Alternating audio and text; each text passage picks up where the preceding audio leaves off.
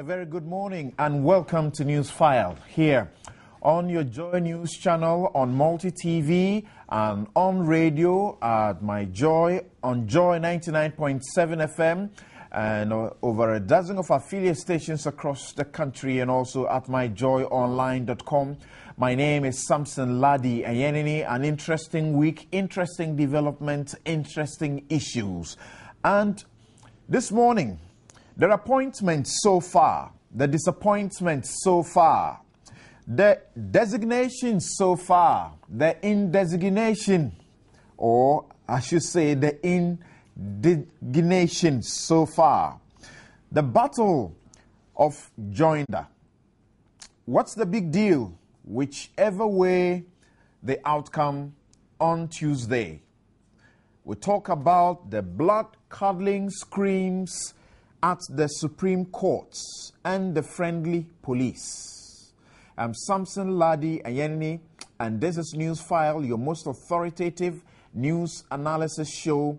Your text messages 1422-1760, and you can post your comments also on our Facebook wall. Just go and search for Joy 997 FM. We'll be right back after this commercial break.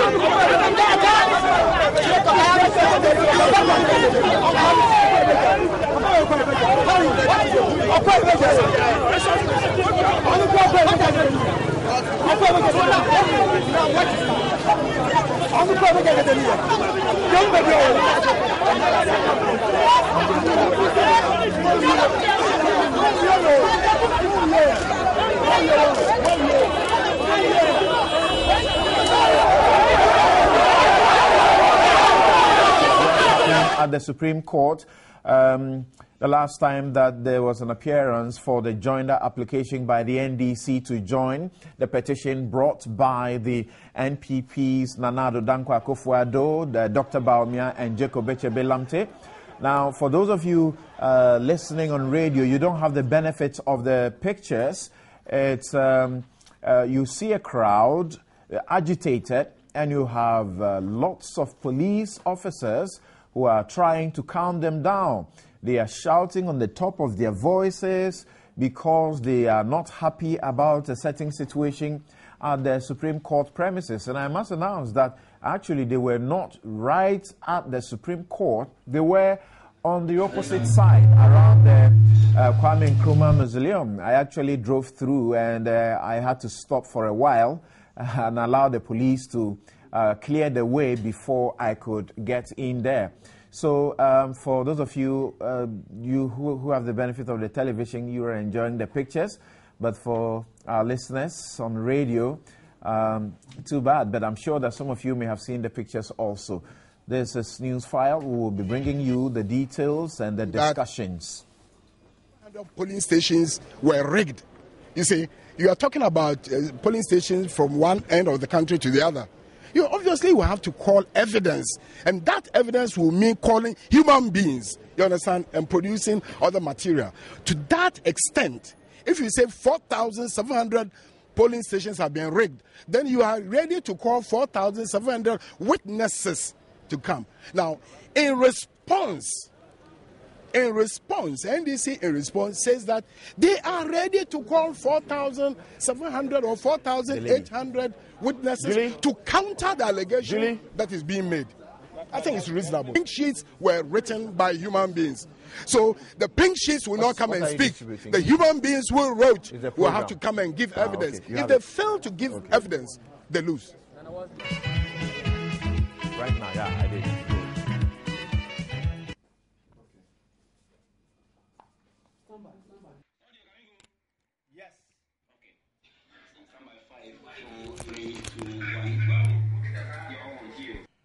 Welcome once again. This is Newsfile, your most authoritative news analysis show brought to you by the kindest courtesy of MTN Everywhere You Go and Bank of Africa. And my name is Samson Ladi Enyenini. I've been asking a few questions by way of introduction, but those are the issues we are going to deal with and all the issues that come under the broader heading that I mentioned. I asked about the appointment so far, the disappointment so far, the designations so far, the indignations so far, and questioning also about the blood-curdling screams at the Supreme Court. More importantly, what's the big deal about the Joinder application, as has been argued by the NDC legal team led by Chachu Chikata? What's the big deal? Whichever the outcome, we will get some legal education on the show, and we'll try and attempt a hypothetical situation. Are we going to have the Supreme Court declare, so to speak, if supposing the NPP's arguments were upheld regards their petition? Are we going to have the Supreme Court declare Nana Akufo-Addo as president, and what happens? Or we're going to have a declaration asking for a runoff in an election that was declared months after? Thank you very much for joining us. As you know, your text messages are welcome, 1422 and 1760. You can also post your comments on our Facebook wall. Just go and search for Joy 997 FM and let's hear what you have to say. And my guest to help us do the discussion this morning, getting ready just to take his seat, is Egbert Fable Jr. He is a lawyer and is the managing editor of the Ghanaian Observer newspaper. We have also on his way Mr. Godwin Adawine. He is a lawyer and a lecturer in law. We also have right here seated in the studio Yao Boabinga Samoa. He is Deputy Communications Director of the NPP 2012. And my senior, okay, Yaj Boabing is also my senior, and Egbert is also my senior. I'm the only junior around here. All of them are my seniors. You defined me into 2012. Clearly, my position is not valid for 2013. That is correct. You are a lawyer. Thank you. And then Chris Akume, he is a lawyer and he is with the NDC legal team. Gentlemen, good morning and welcome to Newsfile. Thank you very much. Right. Good morning. Okay. So we will also attempt to speak to the police as well about what happened at the premises of the Supreme Court. I'll start with you, gentlemen, and I'd like us to start on this note. I want us to clear the noise and get into the detail of the law. First of all, the group some of the members of that group who were in NDC T-shirts at the Supreme Court area on the other side of the court around the Kwame Nkrumah Mausoleum appeared to have caused a bit of trouble. There was huge traffic. I was driving out and I had to be stopped for quite a while, and I saw the police trying to, bring calm. Some of them actually held whips and had canes, and I'm a witness. I saw all of that, just that I didn't see them being applied on human beings. What's going on? We don't need this around the courts. I think that is a clear message that the parties ought to be sending to their supporters. Chris. Thank you, my brother. You've said the right thing, that we don't actually need to see those things around the courts. That is true.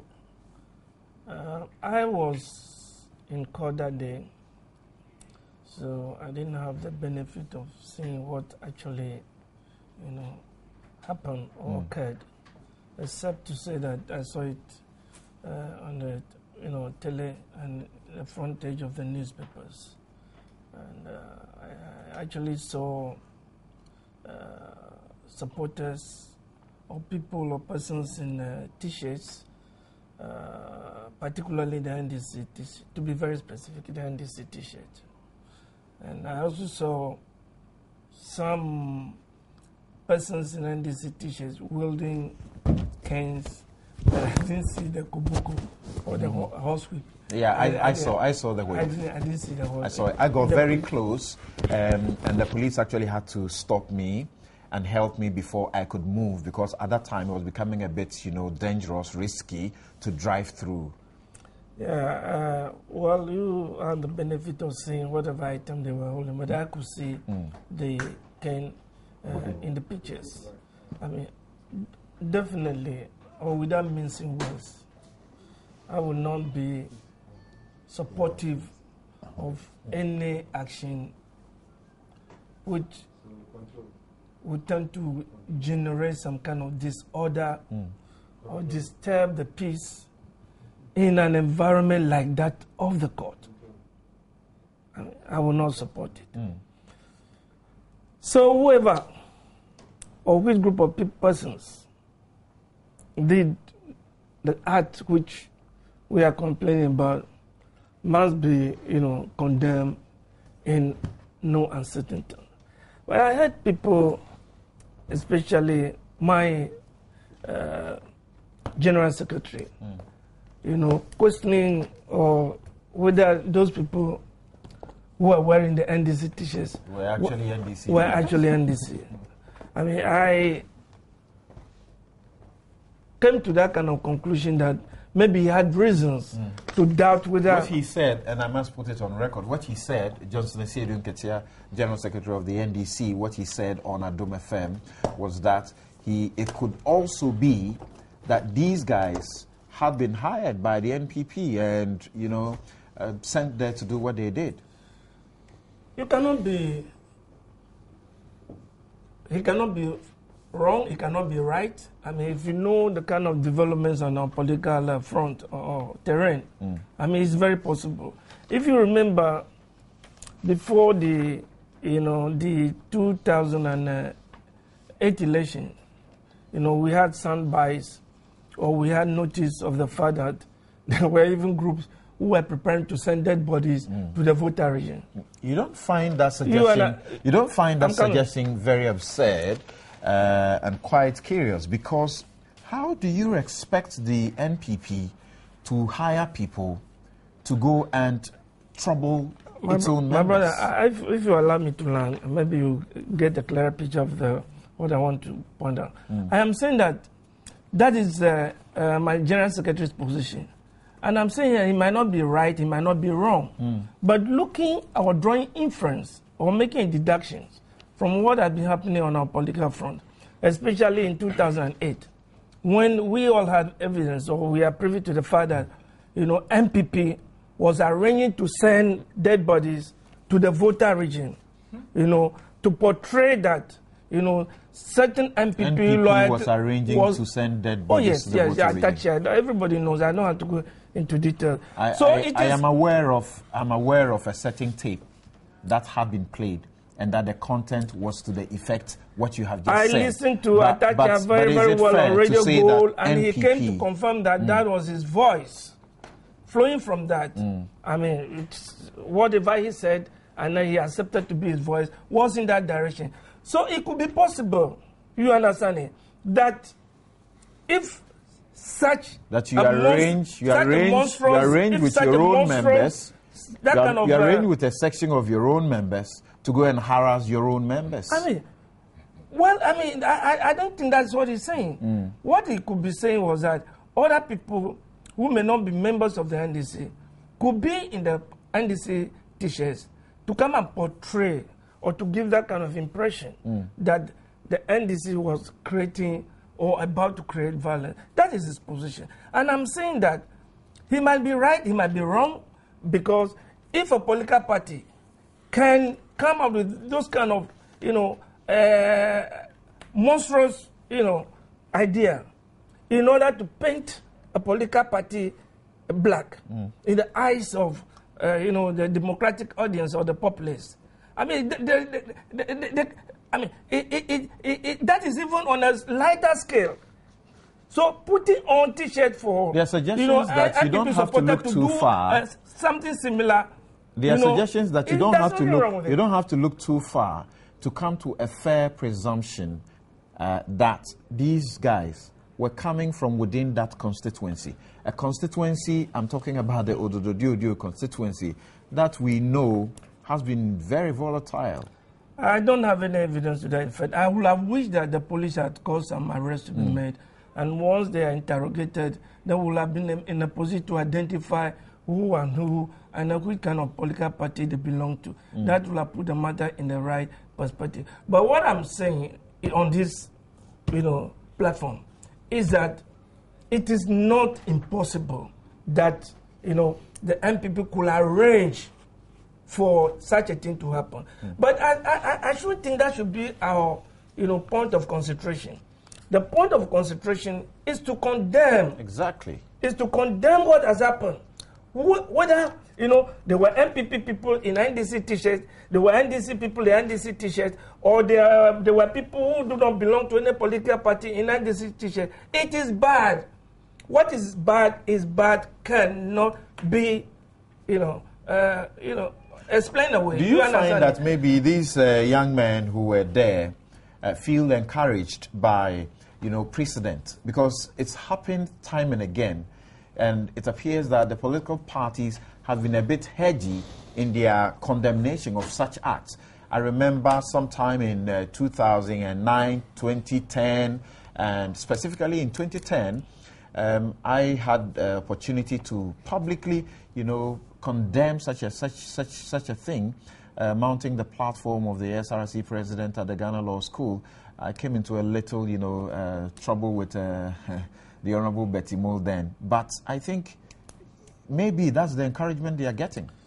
It is very, very unfortunate. You see, that, like you rightly stated, the political parties are not coming out, or to condemn their membership when they perpetrate this acts of violence. It is bad. It is bad. For example, in our just immediate past, you saw what has happened just after the elections at Obras Pools. Vehicles were damaged, people's property, damaged, people stabbed, wounds inflicted on people by the MPP. I mean, that was very clear because some of these acts occurred in the frontage of the house of Nana Akufo-Addo and opposite the Nima police station. But it has not been condemned. You understand it? So the political parties. Sorry, you just said it's not been condemned. I just want to put fact. When it's fact, it's fact. Do you remember the NPP leadership going from media house to media house, condemning and then apologizing for some of those, acts? Let's draw a line of distinction, my brother. Apologies to journalists is not an apology for an offense on act committed on generality of Ghanaians. Thank you very much. Now, I take Yabuabing Asamoah's comments, and I've already introduced Egbert Fable Jr. and Godwin Adawine. Good morning, gentlemen, and welcome to the studio. Good. Two of you are wearing red. Okay. And they are the extreme ends. They are the extreme end, yeah. All right. Yeah. Yes, Samson, thank you very much. And I think I deserve to say a new year, prosperous new year to your viewers as well, because I haven't been on your show this year. Yes, thank you very much. And the matter at stake, you see, ideally, all sides to this matter, if we had an ideal situation, could bring supporters to the courts, provided the police could maintain order. Now, I am talking about a democratic right to assemble. You could bring them to the court. Wait, I'm saying that all sides, because there are people who are concerned, who want to get involved in this matter, who are not necessarily being asked by leaders to come. There are people, ordinary Ghanaians, who are very concerned about this matter, who don't have to be asked to come to court, but are desirous of coming to court to come and stand outside and support.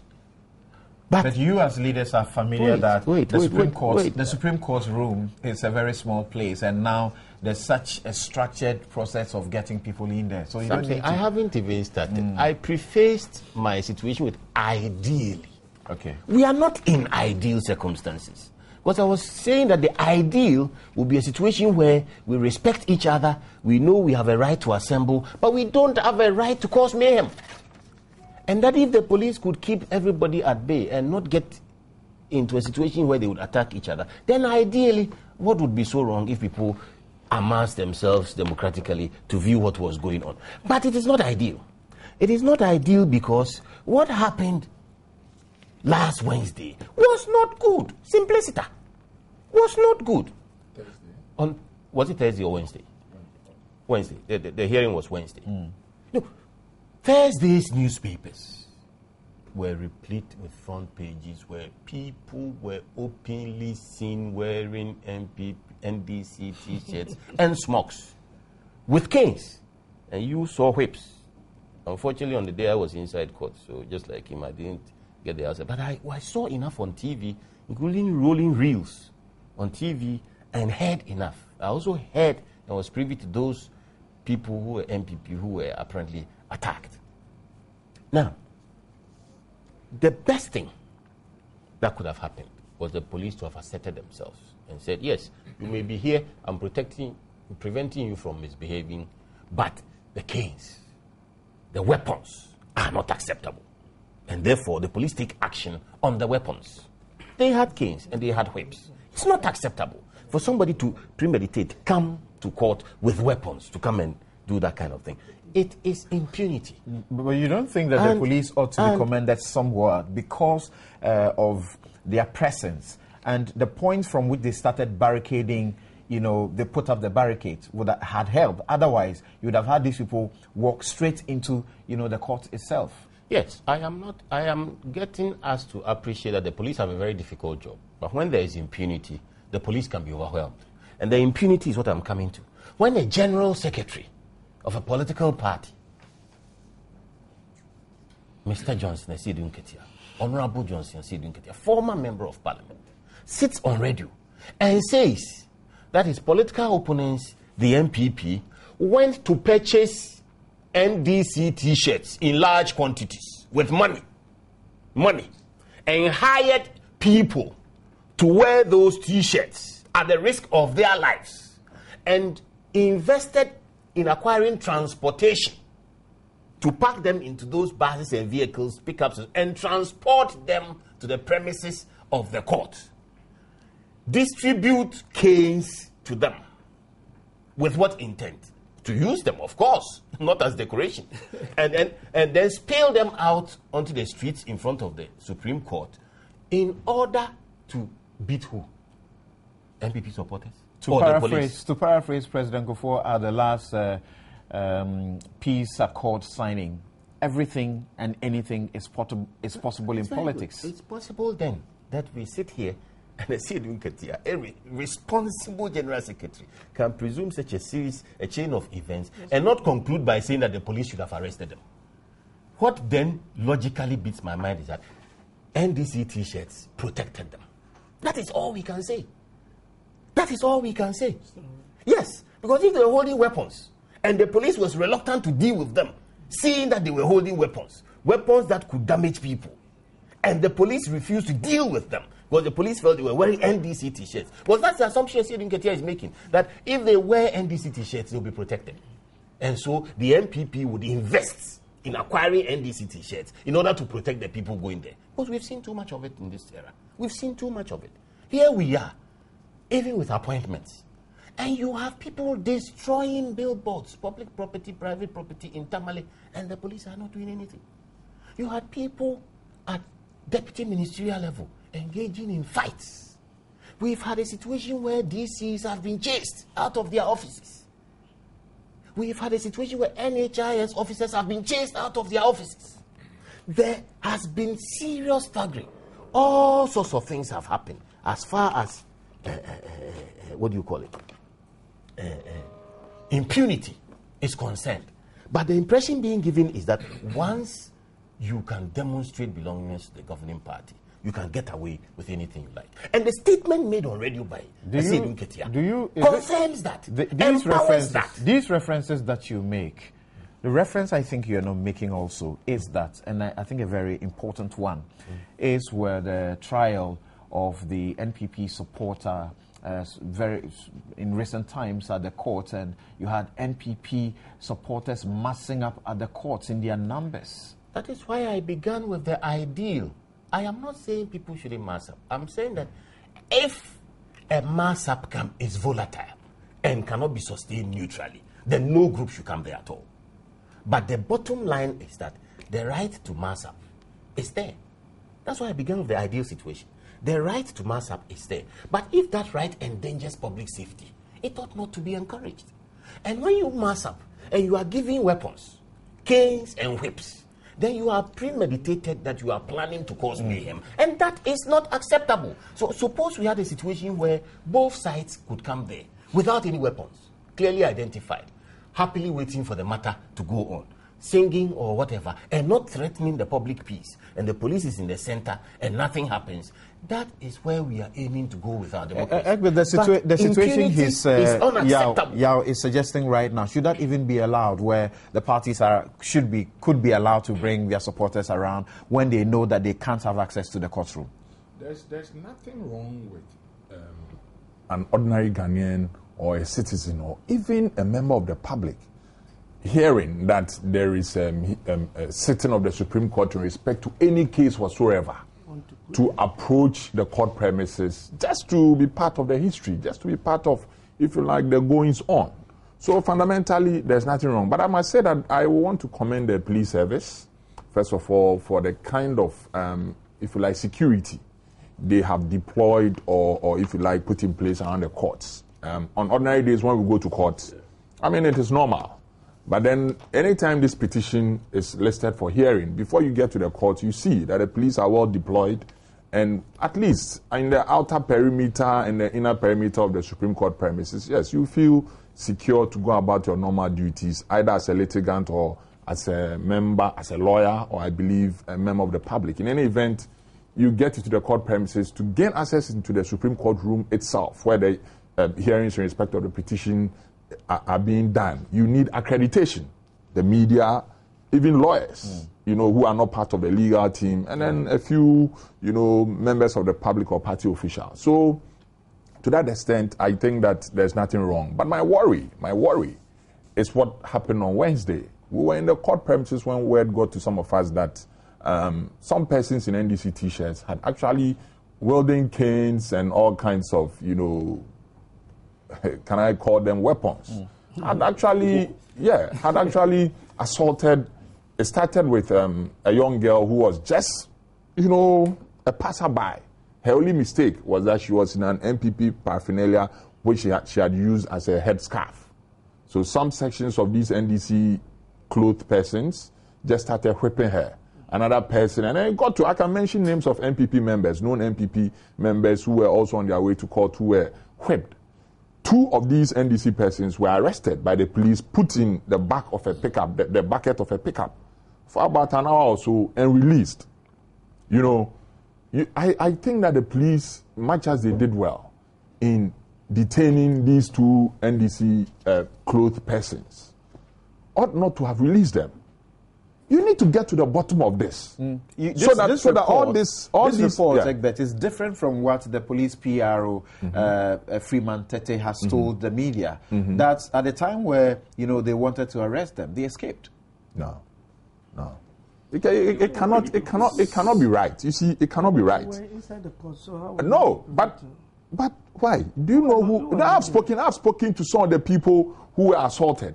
I've spoken to some of the people who were assaulted, and they have related first-hand accounts of what happened. And I'm saying that the impunity that Yababian Sama is talking about, this is how it starts. I don't even want us to look at whether anybody was in an NDC t-shirt or an NPP t-shirt. Is it normal for a human being walking the streets of Accra on a normal day to be holding canes? 1, 2, 3, 4, 5, 6, 7, 10, 15, 20? If you are a law-abiding citizen and you see people walking the streets of Accra towards a certain target, holding canes, do you think it is a normal situation? Is there any festival in Ghana which, when it is being organized or held, requires participants to hold canes? Tell me which festival. I have seen Hogbechocho, I have seen Fetu Afashe, I have seen Abuache, I have seen Odambia, I have seen all kinds of festivals.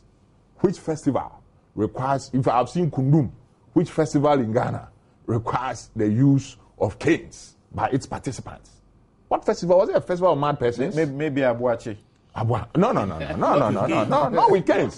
No, we can't. No, we can't. They go with all kinds of implements. It is better than the festival, please, which happened after the election. Please, can I finish making my point? Can I make my point? Where people are holding stones and sticks. Can I make my point? I am taking away the clothing of the people. All right, gentlemen.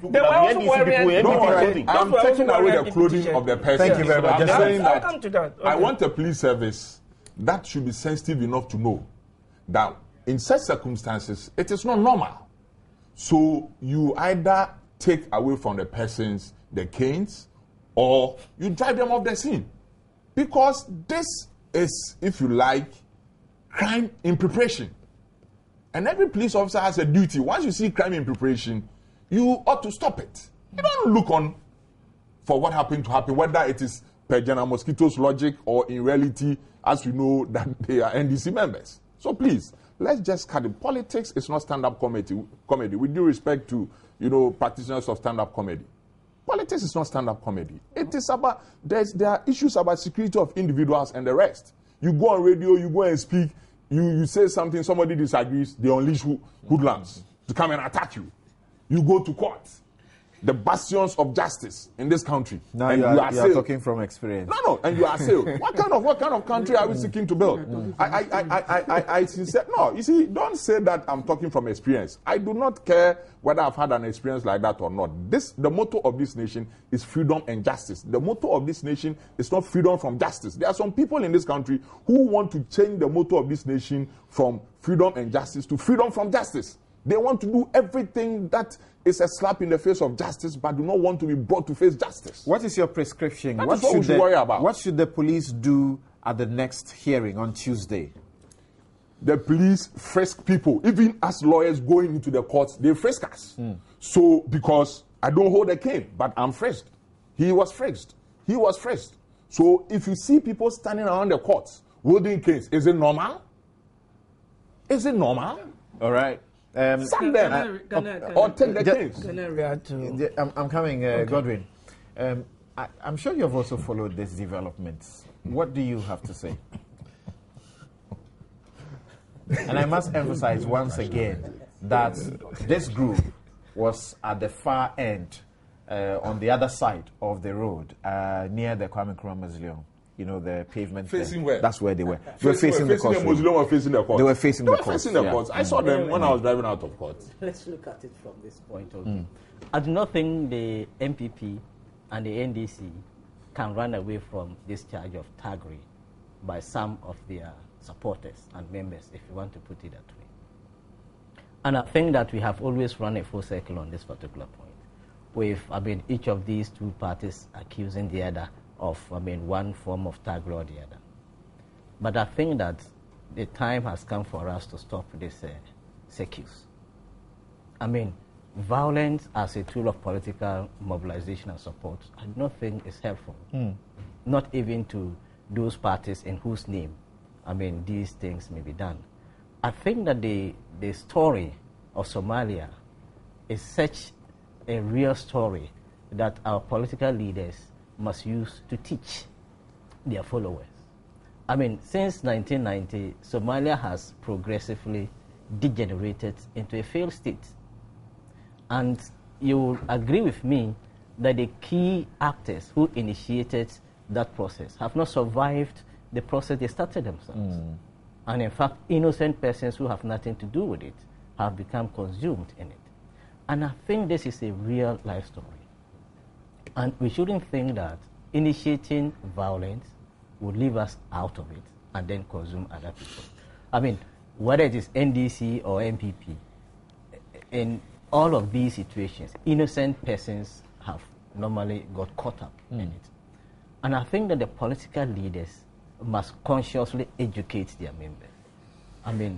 About the fact that politics is not about violence. Politics is just about the contest of ideas geared towards the development of our society. But unfortunately, the leaders that we expect to lead this crusade of political education themselves advocate it. And it leaves everybody wondering, so who then takes the lead in educating the rest of us about the need to use peaceful methods to propagate our political views? So I don't know how we can deal with it, but I think that... You don't know how we can deal with it? Because leaders are the ones that we expect to stamp this disease out of our system. But if they are not acting, as it were, and sometimes it could happen on their blind side, they will tell you oftentimes. What about the prescription by Egbert that at the court, he's not aware of a festival in this country where the canes and whips are used. But a friend of mine says there's the Papa Festival by the people of Kumau. The canes are to whip people who are strong enough to cut a cow's flesh. And this is a unit. So if the police sees that people are coming, are massing up towards the court, and they have canes and whips in their hands, it's very obvious that they don't need them there. And you know something? It's not just the police service, but all other public institutions have not been assisted by our political leaders, who in one way or the other wield some kind of influence, over those institutions. A lot of influence, really. Well, and it will not surprise you that the police will do their professional job, arrest a thug, only to be contacted by a powerful political figure for the release of that person. I am sure your organization has covered stories of political thuggery since 1992. Can you tell me one story in which the police and the courts have successfully prosecuted, convicted, or otherwise punished such persons? Can you tell me? Just trying to remember. Don't have anyone coming out. You recall, a couple of years ago, the police came out to say that a particular act of violence was political. And so because of its political nature, they couldn't act. Violence is violence. Political, economic, social, or whatever is violence. And it is the police service that is constitutionally and legally mandated to stamp out such indisciplined acts from our society. But they feel constrained. And so we also have to sympathize with them.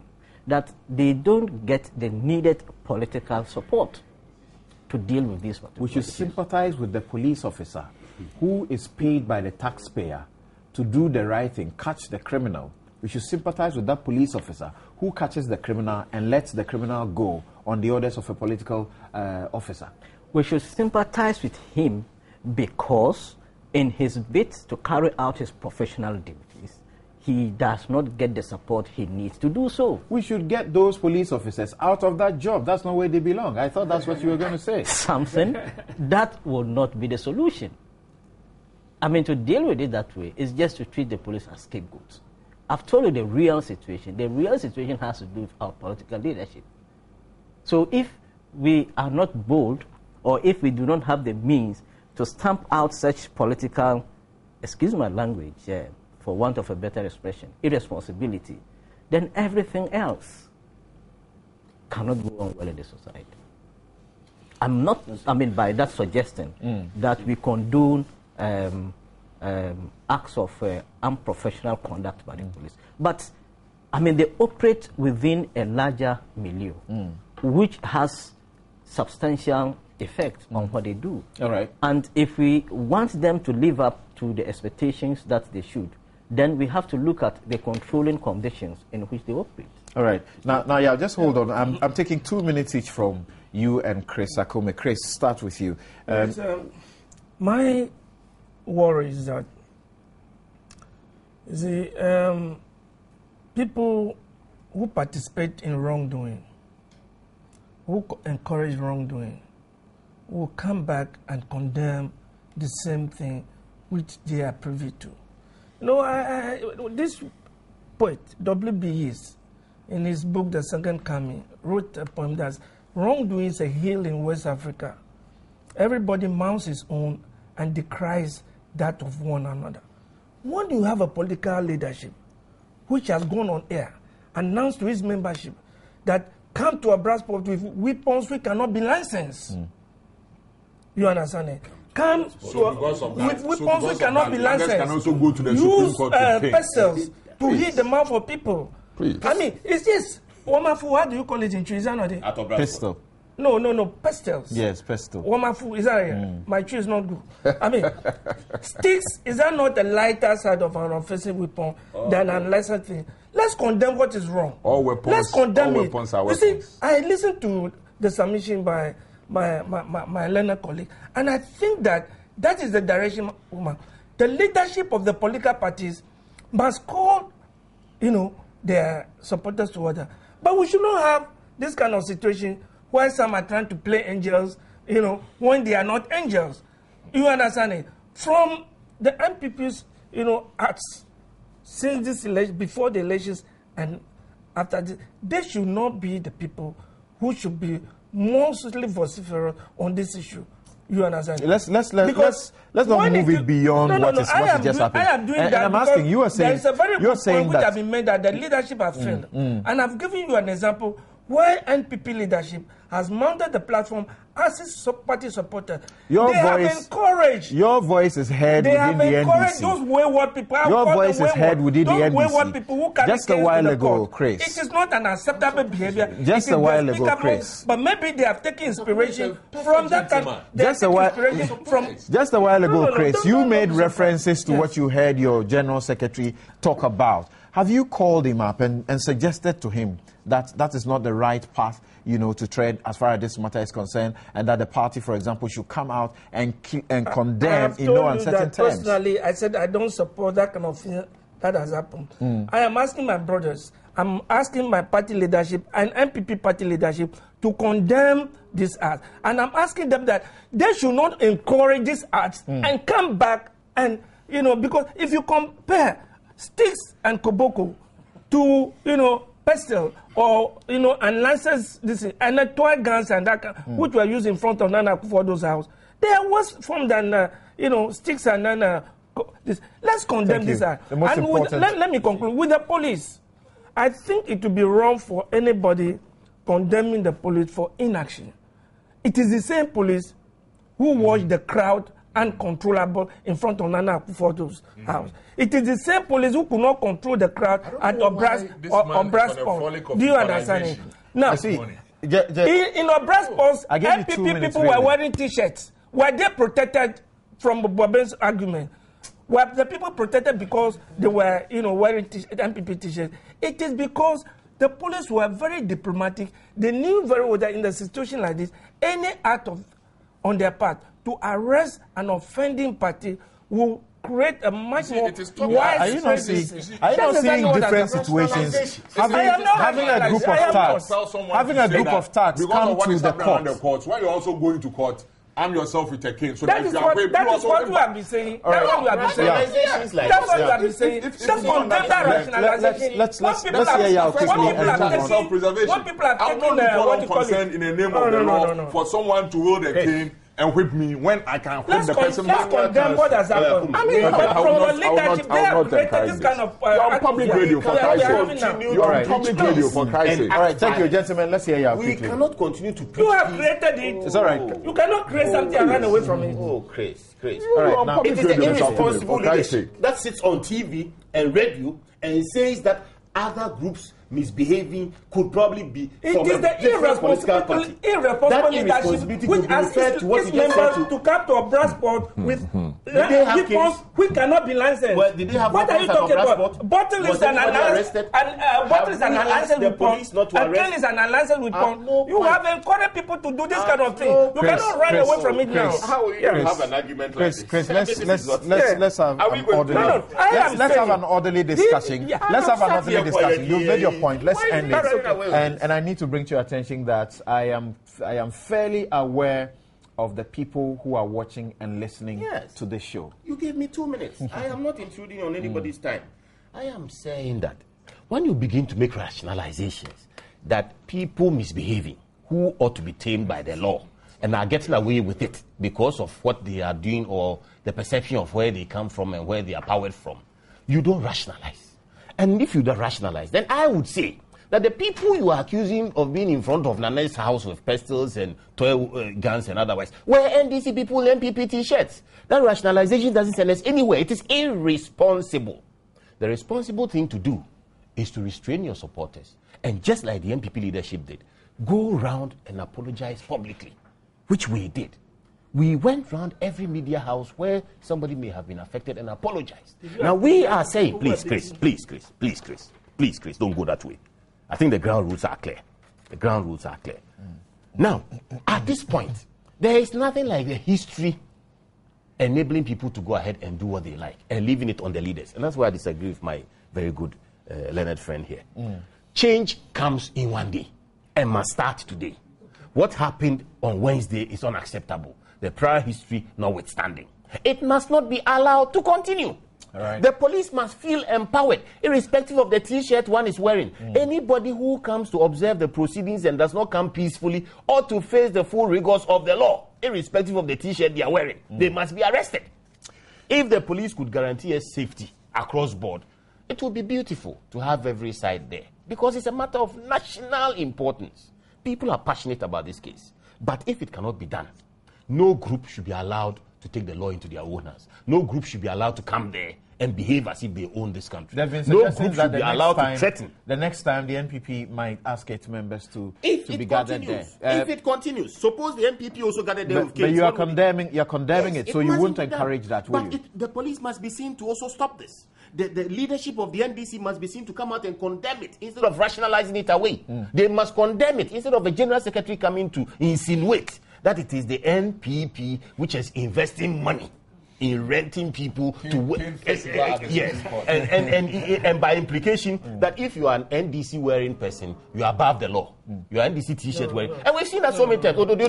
Where we had pictures of youth wearing NDC paraphernalia of guns and cutlasses. No, but when you made that example, I ask you also of the situation where you had NPP supporters massing up in places. That is why they're massing up, and they were not arrested. The guns at Makola. Thank you very much. Thank you very much, gentlemen. The people who are watching and listening to this show are part of the show. They've brought messages. I need to read some of them. Samuel Brian Boabing writes, Boabing, is that your... Okay. That's my middle name. He's sending this from Awoshi. And he says that Egbert Pa, don't you know that the Edebi Keke Festival encourages people in NDC t-shirts to hold canes when they are celebrating?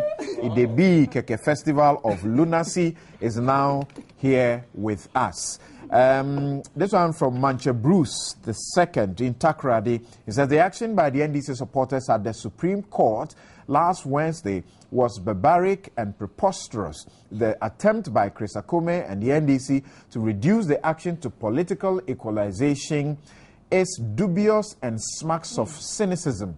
Happy New Year to you all. Thank you. What a note to say Happy New Year. And from Ata Imoro in Walensee, since the pink sheets were completed by EC officials, the EC should have been the one to call the unrealistic 4,800 witnesses and not the NDC. Also, if members of NDC have confidence in the judicial system, then they should call their boys to order. Thank you very much for your messages. 1422 and 1760. Post your comment also on our Facebook wall. This is Newsfile, brought to you by the kindest sponsorship of MTN Everywhere You Go and Bank of Africa. This is your most authoritative news analysis show on radio in town. And I am Samson Ladia Yenini, your guest. That will return shortly.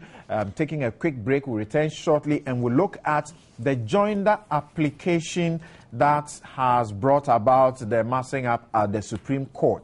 The question I'm asking is, what happens whichever the outcome? Supposing the NDC gets to be joined.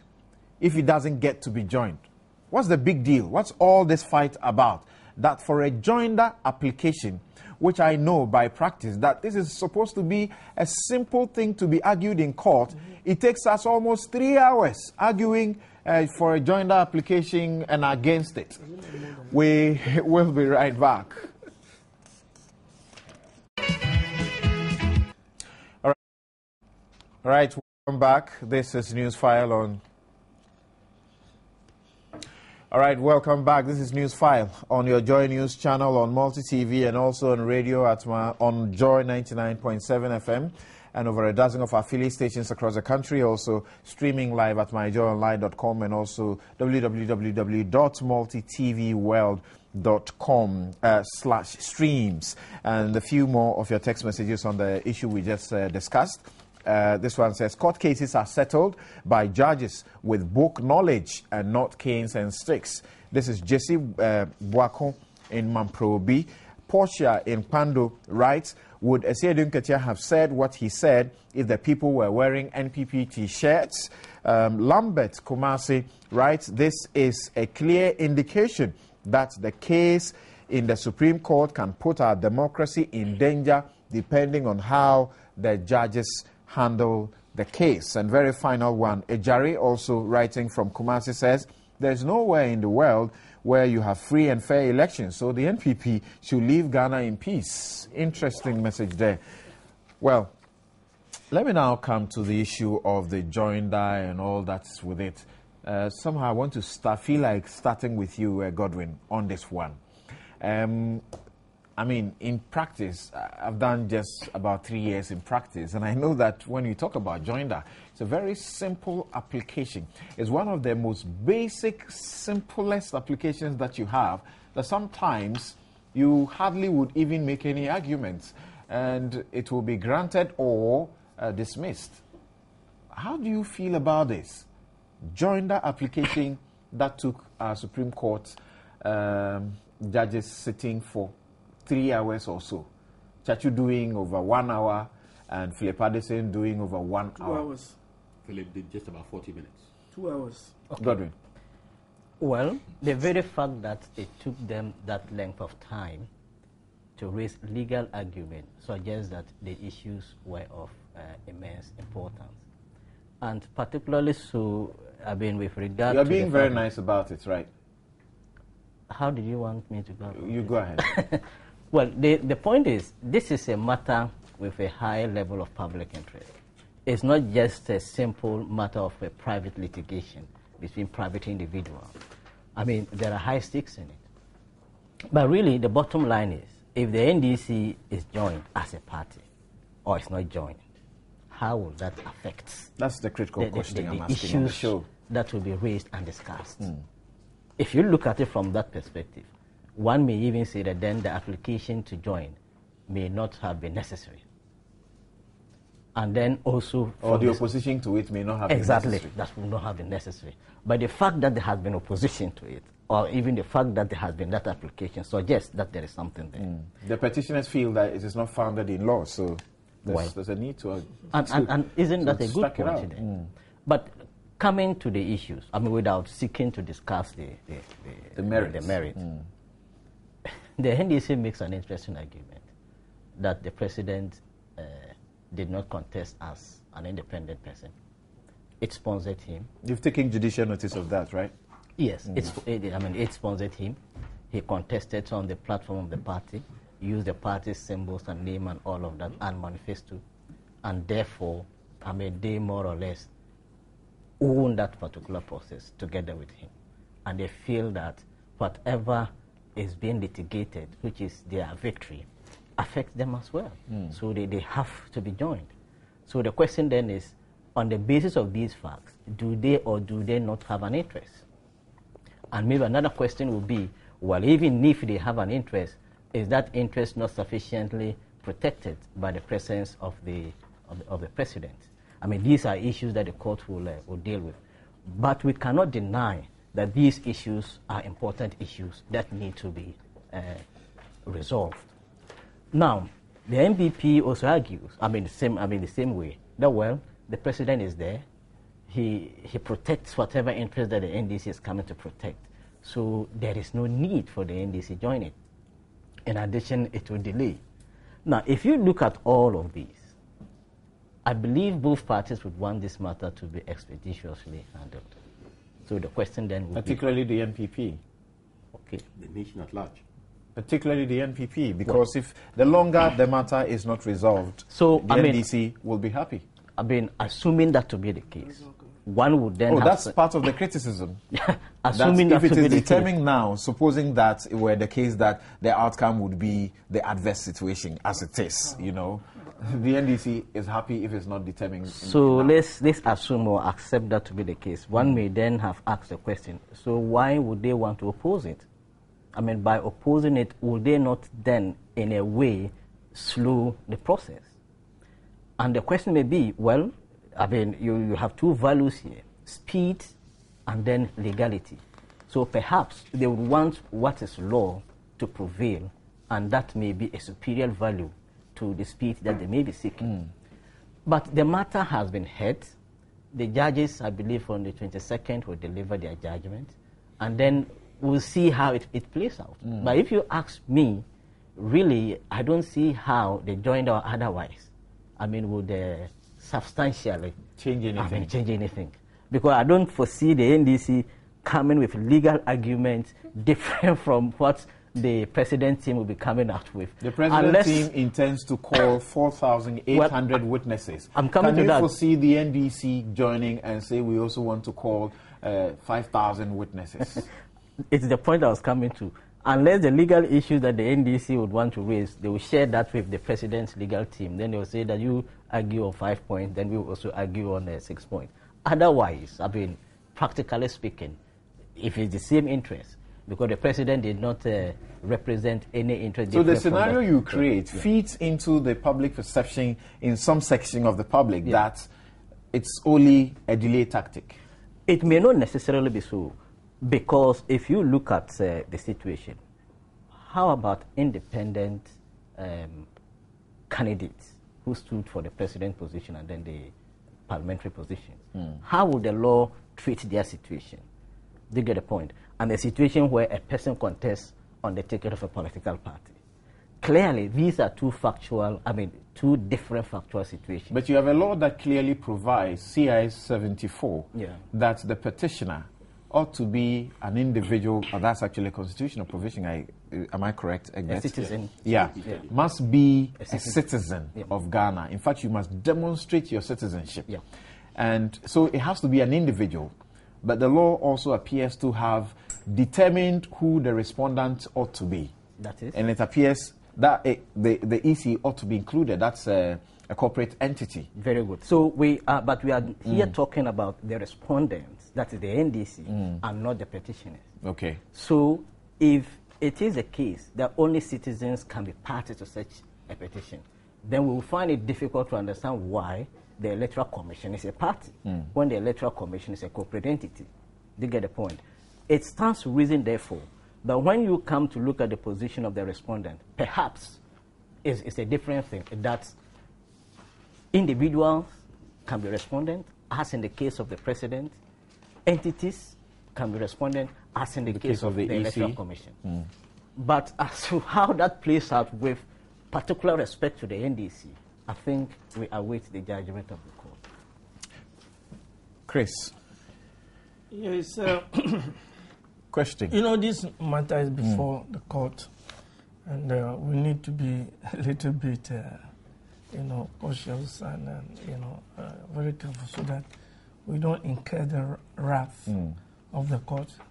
These days, before... Can you speak up a bit for me? These days, even people on the panel are given opportunity to make their views known on certain issues. So we might end up going to court and for a judge to say, look, I saw you, and, and you were making this kind of statement and a kind of thing, which prejudices the judgment that we are going to, or the ruling that we are not going to give. So I think we have to be a little bit very, very careful. I will not talk much on, the matter. I only want to react to some of the issues raised by my learned friend. He mentioned that the interests of the NDC will be adequately catered for by the participation of the president in the suit. So it could be. Could be. Okay.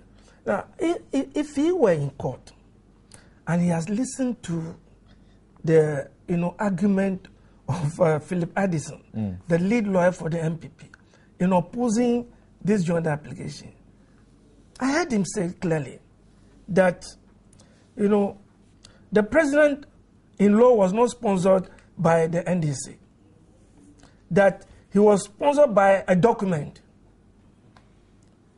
that everything points to the fact that the president was sponsored by a document and not the NDC, because in all the forms which have been completed and submitted, there is nothing of an NDC sponsorship of the president. Then he also made a submission before the court, very interesting one for that matter, that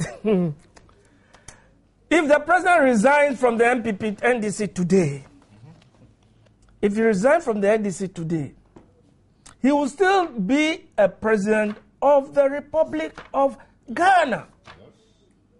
Free from that kind of argument, which was advanced in opposition to the joinder application by the NDC. It tells you simply that the interests of the NDC could be catered for by the first respondent, but not in totality or adequately, flowing from the submission of the MPP itself. You understand? There's a more reason why I believe that the NDC, as a party, has the right or to join, or must join the... Answer my question. What changes if you are joined? What changes? I've just given you an answer where, there's an opposition to the joinder because the first respondent, went on his own, what do you call it, do I say his own ticket, not on the ticket of the NDC? On this show, also, do you understand? What we're doing, yes. The thrust of what we do here is more education. You know very well that. The listener and the viewer who has been listening through all of this debate about joinder, don't join, you can't join, blah, blah, blah. I want you to tell the listener, when you join as NDC, what will change? I think that will make them better appreciate what you're doing. I'll come to that. You see, when there is a matter in court involving parties, and then you think that the outcome or the adjudication of the matter will affect you in one way or the other. You don't sit by, you don't idle by, because, you know, what does the law say? The law is the, you know, vigilant and not the indolent. You know, if you sit by for the matter to be adjudicated, and later on you come to raise the same issues which have been adjudicated upon, I mean, you'll be caught by the doctrine of estoppel or, you know, acquiescence. You understand it? The law doesn't allow it. The law does not allow it. That's the more reason why when there's a matter pending before a court, and you think that the outcome will affect you, and there are matters of law and facts which can be determined in one suit, if you join, there's nothing stopping you from applying to the court to join it in order to help the court, you know, advance those kind of arguments, provide that kind of evidence, tender documents, so that, you know, the court will be in a position to look at the issues in one whole and determine the matter in one piecemeal. You made reference of the possibility of you suffering the doctrine of estoppel. Yes, I talked about acquiescence. Is it really just about that or about multiplicity of suits? I'm coming to that. You know, multiplicity of suits is another aspect of it. Because, I mean, even though the argument raised in court the last time was that, you know, the issue of somebody coming in now is the person will be stopped because it is time bad. You know, I agree. But then the doctrine is not linked to a specific instance. It is a doctrine which must assume what we call a universal application.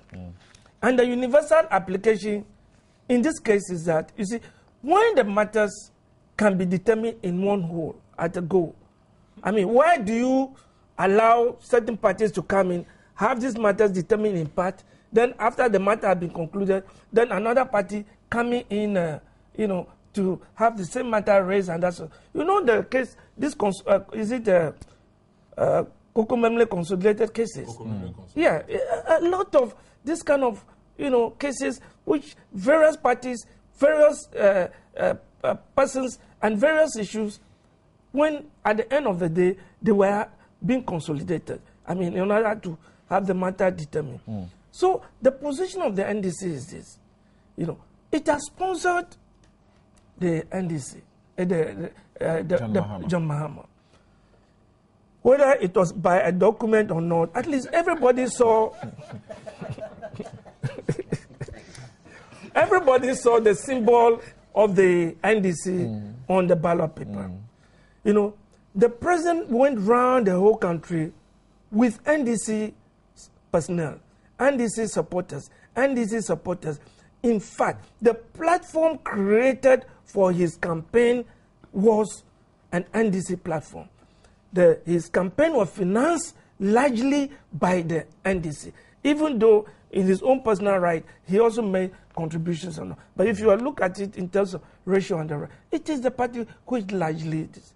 Now, if you look at the Constitution, Article 55, it provides that, you know, for political activities to be conducted in this country, I mean, the leeway have been granted to political parties in order to, you know, operate, in order to inform policies and influence policies in the country. You understand? So, looking at the totality of this, participation of the NDC, are you going to tell me that it will be normal? I'm using the word normal. Okay, in court, the word normal was not used. But I'm using it for the first time here. That will it be normal for the NDC to hold itself in abeyance and push the general, that is the president, forward, unprotected, knowing very well that any adjudication of this matter, positively or negatively, will influence it. I mean, too many meat does not spoil the soup. Okay. Do you understand? It does not spoil the soup. Can you answer my very final question? Very final question to you. Too many Soup spoils the broth. No. If you are very bad, that is it. All right. Now, my very final question to you, and respond to it very briefly. Yes, then I move on to Egbert. The question is that John Mahama, per Article 26 of your NDC Constitution, is the leader of the NDC, correct? Yeah. Okay. Now, as leader of the NDC, is it the case that you as a party cannot trust him to represent your interest as well in this matter? You know very well that there have been instances, you as a lawyer, my friend Bobby as a lawyer, and Egbert as a lawyer, you know that sometimes individuals are sealed in court, you know, in their capacity as family elders. You understand? And other family members join. So what are you talking about? Because they don't trust the What family. are you talking about? Because they don't trust the family. No, that is not it. It is because. No. So what are we saying about? Talking about? No, the point I'm trying to make here is that when you sue a stool per occupant of the stool, then the the subject point I'm of trying the to stool make also is comes that and say, join me to the if suit. you can advance this kind of argument, that if the president resigned from the NDC today, he can still be a president. If you can advance this argument in court, at the Supreme Court, that the president, you know, was sponsored by a document and not by the party. I mean, I as a political party, I as the NDC, are you expecting, if this is the view of, you know, the legal machinery of the MPP, do you think that I'll be safe enough as an NDC to sit by without aiding? All right. Thank you very much, Chris Akume. This is Newsfile on Joy 99.7 FM, on radio and on TV, multi-TV's Joy News channel. A few of your texts that I moved to Egbert. This one from Seth. He says 4,800 witnesses. Would this also permit other equally Ghanaians to pick more witnesses to the court in other cases, whatever it may have been? Where are we heading towards? Okay, in that question, I would refer him to maybe section 52 of the evidence decree. Read it. The courts have the discretion to exclude even relevant evidence. But not only that. Let me add up to it. Just hold on. From Akwaku Sapong in Kumasi, it says something. The Supreme Court does not have the power to declare the presidential elections, but they can only nullify certain results. Thank you. This one, no name, says, it is weird to see those holding the canes were in NDC t-shirts. Even if they were NDC guys, they would have hidden their identity by not wearing the NDC t-shirts. This is propaganda. All right, interesting views there. Now, Egbert. I want to make a contribution on this issue of 4,800 witnesses. Okay, I'll return to you, Chris. I'll return to you. Okay, I'm working with time, and actually, and if you are watching the clock, the time you started to speak, you have done over 10 minutes. 2 minutes. You have done over 10 minutes. Yeah. Yeah. I was going to crave your indulgence. You see, when my friend Mr. Akume was speaking, he said that these days the bench is allowed to make statements, and you know all of that went into the 3 hours that we had. You know, I have managed to get a copy of the statement that was read by Justice Jones Doche, and I see that it is part of your highlights here. I do not know if you mind my bringing it out for the benefit of the attention of your. The discussion is properly segmented. Okay, so when we get to that part to conclude the discussion. Okay, so when we get there, because I think that it's important that the entirety of Ghana, you know, who are not in court, get to hear it. But you see, one fine day, before I begin all this matter, a certain gentleman called Ransford France issued a civil motion, a writ at the Supreme Court seeking the reliefs endorsed therein. And the title of the case was Ransford France versus Electoral Commission as first defendant and the Attorney General as second defendant. Then one fine gentleman, a lawyer, in the person of Mr. Chris Akume to my right, he applied that this case, I want to join because I'm a Ghanaian and I want to help the Attorney General and the Electoral Commission to fight this case without fear or favor. In fact, the matter was it was decided on the 25th September 2012. The matter was so serious that the Chief Justice empaneled one judge, right, in the person of His Lordship, Mr. Justice Julius Ansan, to preside over the matter. And the ruling that came, his joinder application was dismissed. I'm just giving you something that the court said in its ruling. And this was the substantive matter was about CI 78 or 9. Says paragraph 8 of the applicant, that is Mr. Akume's affidavit in support, quoted above, reveals the real purpose for which he brought the application. I need not repeat it here. In brief, it is so that he can fight the battle without let or favor as a defendant or interested party, whatever that means. Is he suggesting he can fight better than the present defendants, the Electoral Commission or the Attorney General, with their legal armory? In conclusion, do I state that after considering the motion paper, affidavits in support of and in opposition to the application, the statements of case of the respective parties and their oral submissions in court, I'm satisfied that the applicant did not succeed in demonstrating that his presence is necessary or that he is a necessary party in the matter as one likely to be affected by the results. The phrase is not as open-ended as he thinks it is. He cannot come to court and recite the phrase as an open sesame or a legal abracadabra to be joined as a party. It will muddy the waters. This was what was told him by the court. So, and this is the latest decision. The strictures of joinder.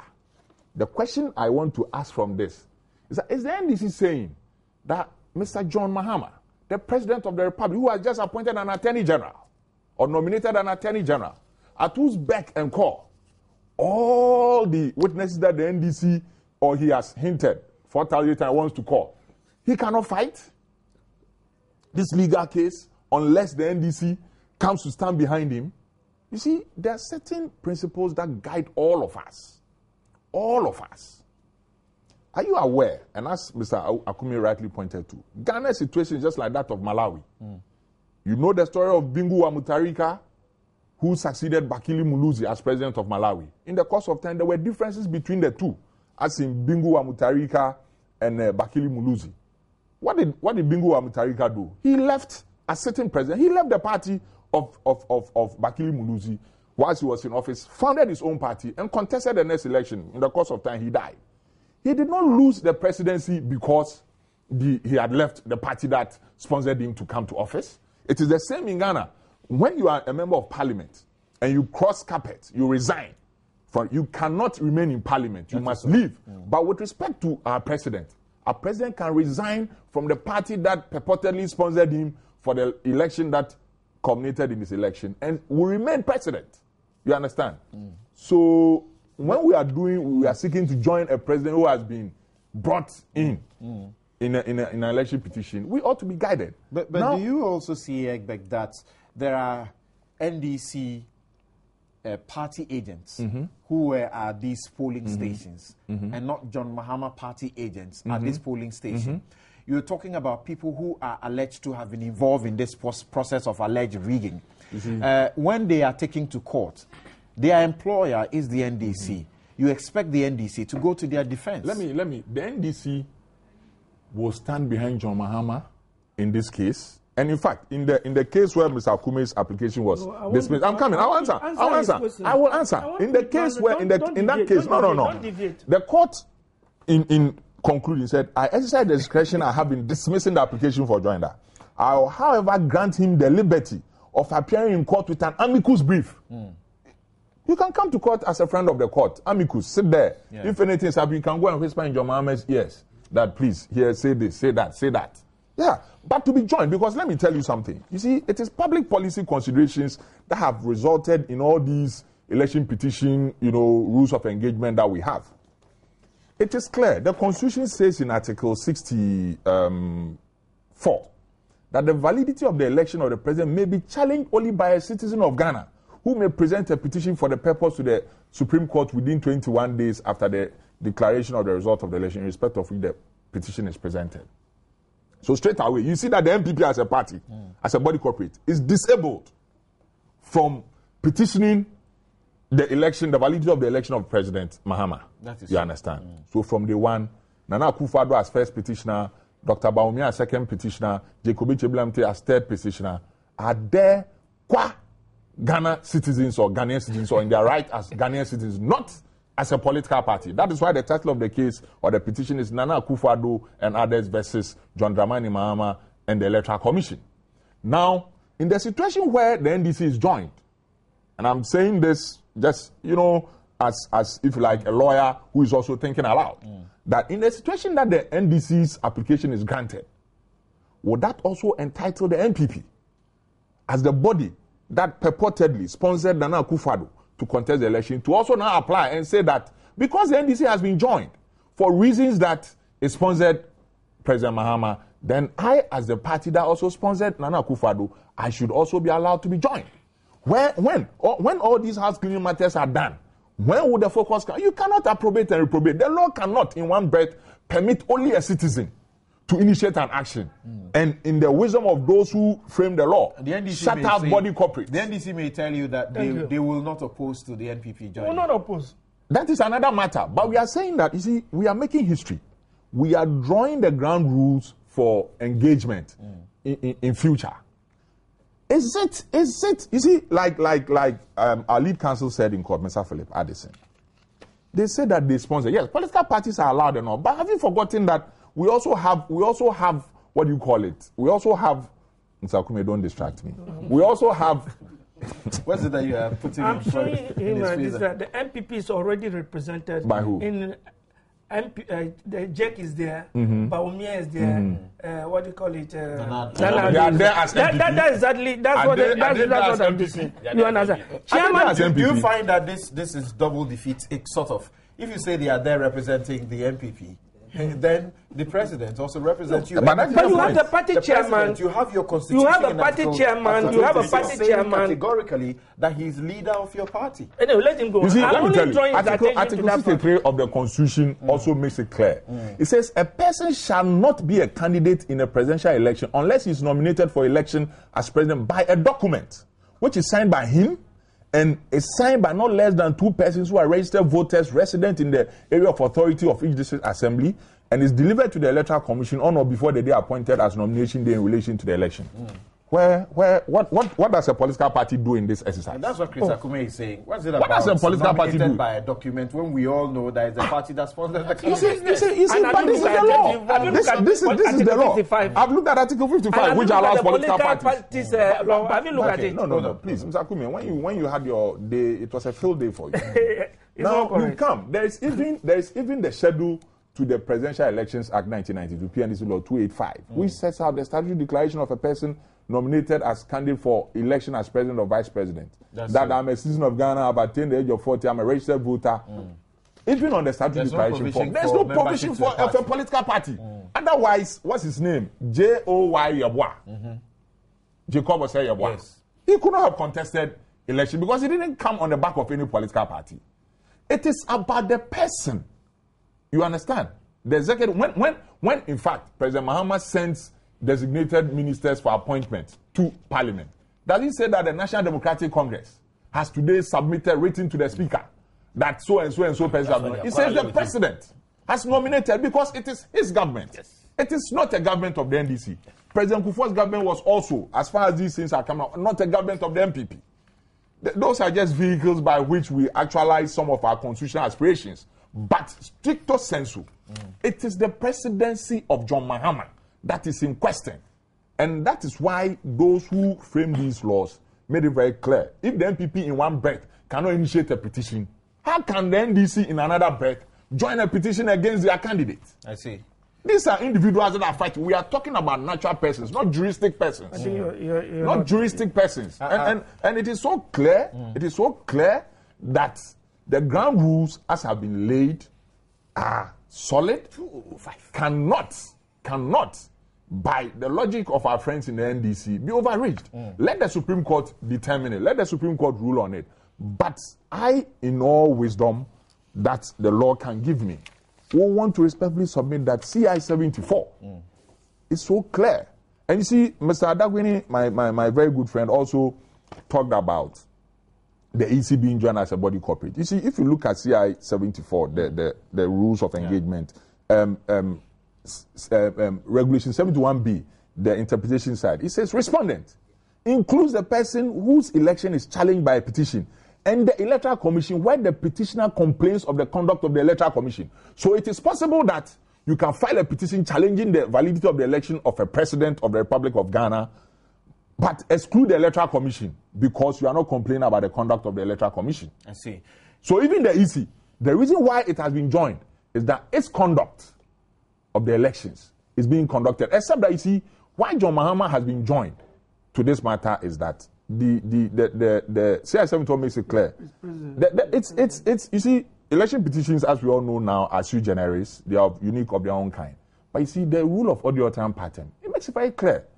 If the EC is the EC whose conduct is being complained of, if in the end one fine day it turns out that okay, the validity of the last election has been successfully challenged, and so it affects John Mahama, he must leave the presidency.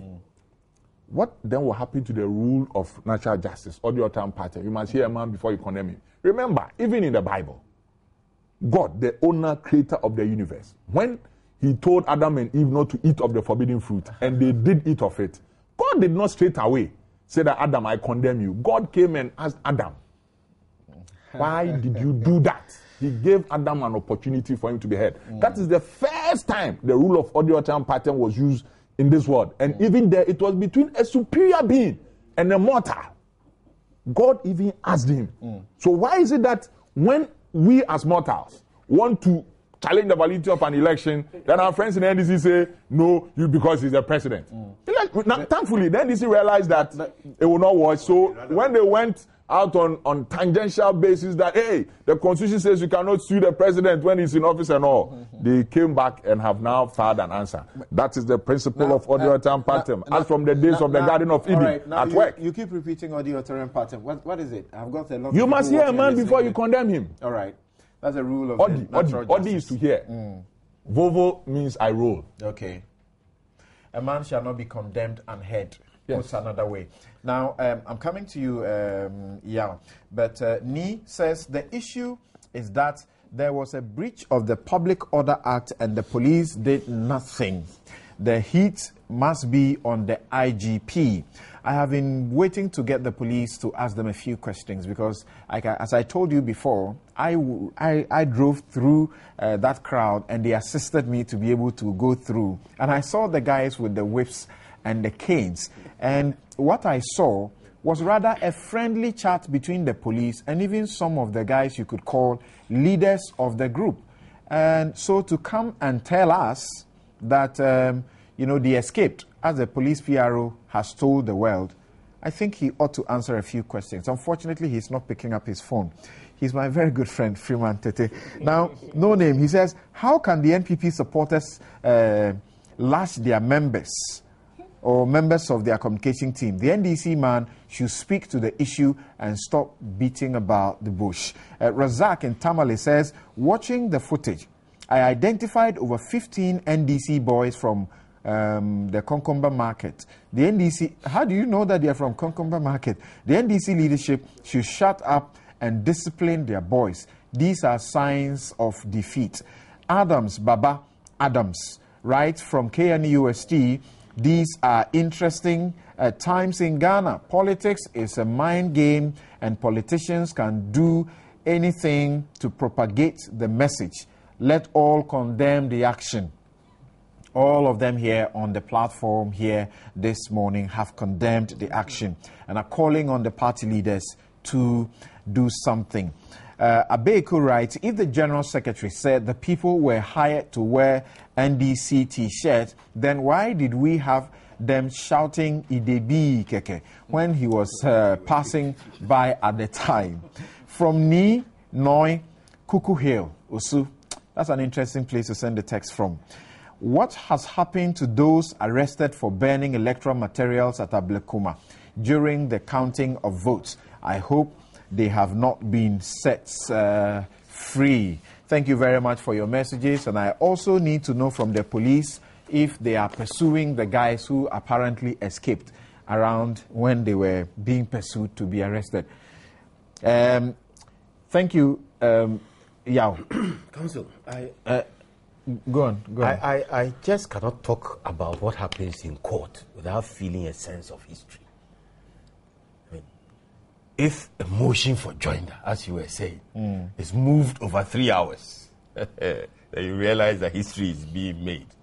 And as you have seen, one of our erudite counsel displaying the essence of the matter, I am confident the NPP has a solid, proven team of lawyers. But they were quite enlightening arguments to listen to, right? Yes. Yeah. I love the arguments. But the bottom line was whether or not the NDC is a necessary party to the resolution of this matter.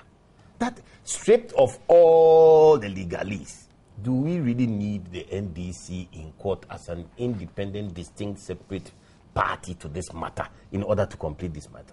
To my mind, in essence, what the issue, the legal issue then becomes whether the objects of an election petition will be served by a joinder premised on general principles. Am I making sense there? The NDC's joinder is based on general principles of joinder, i.e., the facts alleged affect them directly, i.e., the reliefs. Are there any reliefs being demanded from them? Is their presence necessary in order to litigate the matter once and for all? These are general issues of joinder, where any private litigation or otherwise look at. But we are not dealing with joinder per se. We are dealing with an election petition. An election petition is a special situation. So the question is, do we need the NDC there necessarily to resolve an election petition? In my own view, I cannot ever preempt the Supreme Court. We are doing all this advisedly, very advisedly.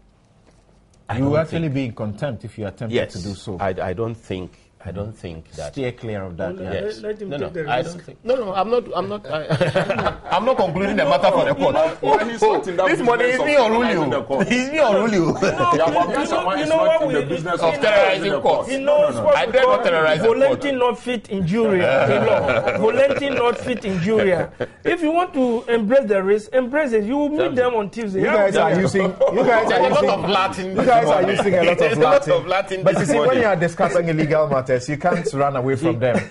There's even now Arabic, legal abracadabra. Yes, that one, I read it, and that's really interesting. Some of the times our judges, The point you read their rulings. I'm making. Okay, let's hear.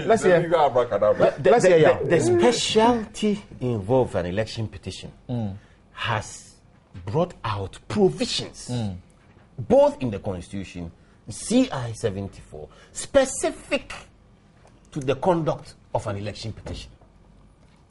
Especially in regard to presidential election petition. But presidential election petition. It is provided in the Constitution. It wasn't provided for fun.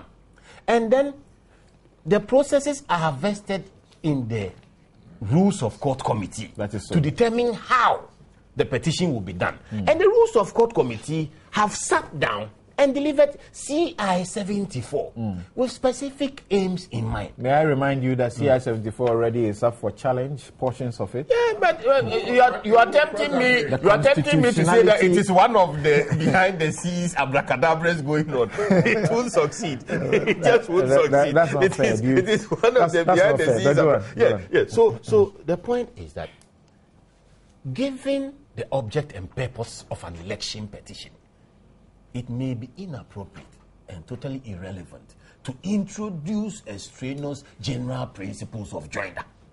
They will not apply. They will not apply. The principle is that come by petition in 21 days. And Can you come down a bit? You are sounding like the last time I met you in court. Come down a bit. The people listening to us. What I'm saying is that because of the specific provisions for litigating a presidential election, for challenging a presidential election, as provided in the Constitution and as provided in CI 74, you have a way of doing it. You cannot bring in the normal general way of doing joinder.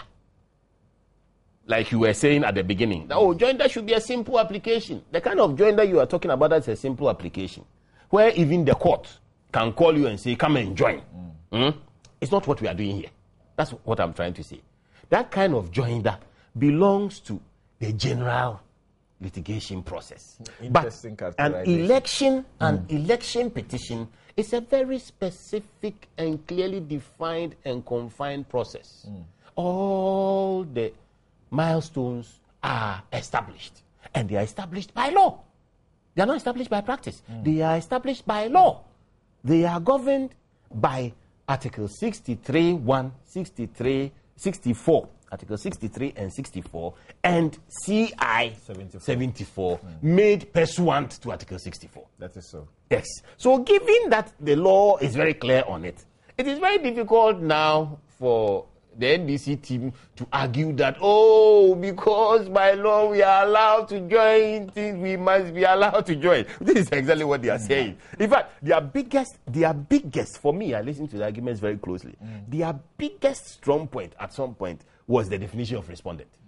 And brother, learned friend Godwin was hinting at it. Whether the exclusion in Article 64.1 of citizen, person, applies only to the petitioner, and that the respondent could be more and need not be a citizen.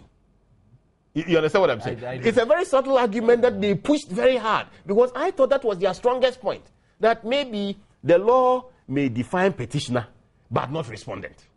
Even there, they couldn't escape CI 74, because the CI 74 71B, it is very clear. That inclusion is not in rem. That inclusion is not generalized. It is just includes the person. It uses person again. It includes the person whose election is being challenged and the EC. That's your interpretation. Yes, but let me just land. I think for the NPP, the point has been made very clearly. Probably our strongest point is the fact that the president may be president without the NDC. And interestingly, when you go to Parliament, where the argument is made that when a parliamentarian crosses carpet, he leaves the party. Do you realize that when you challenge a parliamentary election by petition, it doesn't include the party? Ask him. Even at parliamentary level, it does not include the party. The other question I want to ask you, and I want you to deal with it briefly, is that per the relief that the NPP is seeking, in the end, what shall we have? Take it hypothetical that the court upholds your argument. I don't have to take it hypothetically. It's in the law. No, I'm saying, supposing that the court upheld your argument or your petition and said you deserve it, you deserve to be granted, what will happen? Is it going to be a declaration that we do not have a president now, but the president should be Nana Akufo-Addo, or that there will be a rerun, or what is going to happen? Excellent. The reliefs that the NPP are seeking in court were not reliefs designed by the lawyers. All right. They are reliefs they picked up from the law. Again, it is part of the structure of legal that you're petitions. talking about. Okay. Yes. So if you go to PNDC Law 284, Section 19, it specifies the reliefs. It says relief which may be granted, and then it lists them. A declaration that the election to which the petition relates is void. So, which means there will be another election? No, I haven't said what it means. Only the Supreme Court can tell us what it means. Okay, go on. Then B, that's A. B says a declaration that a candidate other than the member whose election is questioned was duly elected. And C, the status quo will remain. No. How can the status quo was duly elected? Was duly elected. The status quo will remain. It will be a wasted No. It says declare that a candidate other than the member. There are three categories. Other than the member whose election is questioned was duly elected. Okay. Then the third one is the status quo. Okay. Dismiss the petition and declare that the member whose election is questioned was duly elected. All right. Yes. Okay. So that is also provided for in the CI 74. 74. It says that, no, please let me read it. It's very critical. Okay. Because people keep asking what the Supreme Court can or cannot do. CI 74 says that, therefore, your petitioner prays that the Supreme Court declares A, that AB was not validly elected, and B, that KT was validly elected, and consequential reliefs. So you are asking the Supreme Court to strike down the validity of that election and affirm the validity of that of the petitioner. That is exactly what... In this case where you are referring to a certain number of votes, if this were to be the situation, you can't have the Supreme Court make a declaration that Nana Addo should be the president. Why? Would he have made the 50% plus? According to our mathematics, yes. Okay. According to our mathematics, all right, there are Your 1.3... problematic No, please. Thank you. That was just a straightforward. Certain questions must be answered. You've answered it. You've answered it. Yes. Thank you very According much. to our I'll read this text message.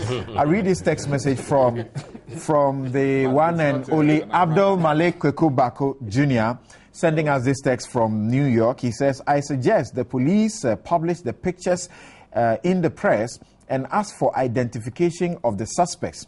That is, if the police genuinely couldn't effect any arrest because the suspected mobsters vanished into thin air when they saw the police, as the police want us to believe. This practice is not unknown to police mob operation. Abdul Malik Kweku Bako sent in that one. No, you have no power. I'll also read this one from Sampine in Kumasi. He says, letters of accreditation are signed by the candidate and not the party to represent them at the polling station. That's in respect of the question I asked earlier about the NDC being the ones that appointed the people to be at the polling stations. This one says, apart from JM, there are also parliamentary candidates whose interests the agents are protecting. The important point is that if the agents are hauled to court, they will not go to JM for support because he did not employ them. And if they are found guilty, he can say he did not ask them to engage in fraudulent activity. This is coming from Kwame here in Accra. Thank you very much for your messages, and we'll just finish this discussion. We want to move on to the appointment, and we are finishing on the judges. No, we are finishing on the conduct of the judges in the courts. Let's run up on the issue. Hold on. In the courts, there's questions coming up about whether judges should listen into the discussion as we are doing now, and then in open courts, begin to make references to what they have listened to on radio or in the public. I'll start with you, Egbert. You wanted to start on that very point. Chris, I'm very sorry. I'm very sorry, but I would need us. I'll need us to proceed from this point so that we can stick to the time and deal with all the issues. I mean, because Chris, You want to bring Egbert starts. You will have your time. You can decide that the little time you have, you want to add that one as well. You should give me more time than this. Everybody. You have two MPP. Oh, I mean, he's a sympathizer of the NPP. Listen. No, let me hold on. Let me make this point. Let me make this point. You must be very fair. Chris. If you give 10 minutes to Mr. Buabe, you give 10 to this, that's 20 minutes. Yes. And you give 10 minutes to Chris Akume. Are you being fair? So you want 20 minutes. So Chris, hold on. Will not say what you want him to say. Sorry. Neutral. Egbert, can you proceed? Anyway, can you proceed? I think that, you see, we need to be very circumspect, and nobody has said ever in their imagination that judges are not supposed to be criticized. Some of us have said ad nauseum that any time that you file an appeal, what you're actually doing to a judge is that you are criticizing him, except that the rules of our engagement as lawyers, there are certain strictures. So you say that the judge erred in law when he delivered himself in so and so manner, or when he failed to consider this. You don't go on radio and go and say of a judge, things that you would not even say of your fellow lawyer. And then further to that, go and make certain imputations about political coloration and the rest, all just because you want to muddy the waters. You understand? And so it is based on and we this are dealing premise. with this very briefly. But I just the statement Justice Jones read. I think your platform is privileged to be the first to have it in extenso. He referred to this platform. Yes, that's the point. So that's why I managed on my own to secure a copy, and I brought it. His statement by Justice Jones Victor Maulom Doche on comments made by Abraham Amaliba on 10 January 2013 in the presidential election dispute, suit number J16/2013. And it says that on the 10th of January 2013, Joy News carried a news item attributed to a certain Mr. Abraham Amaliba, who was described therein as a member of the NDC legal team. The soundbite which I heard myself was about Mr. Amaliba's apparent reaction to the objection raised by the legal team of the petitioners to the composition of the panel of the Supreme Court. Among other things, Mr. Amaliba reported that the NDC legal team was also considering the option of objecting to the panel, as according to him, the panel is composed of a member who had once been a constituency chairman of the MPP in the Volta region. As a matter of fact, even though my name was not specifically mentioned, it is if the cap fits you, where it's situation. As if that was not enough, my attention had been drawn to discussions on Joy News' current affairs program, Newsfile, aired on last Saturday, 12 January 2013, in which I was personally mentioned as having held an MPP regional chairman position in the Volta region. I would have treated these stories with disdain, scorn, and contempt, just as I had done to other such stories in the past. However, in this very instance, I've been encouraged by a series of factors, including the following, to react and set the record straight. 1. By the word of God. See Deuteronomy 20, verses 3 and 4. And then, secondly, the stakes in the presidential election petition, pending before this very court, are really very high.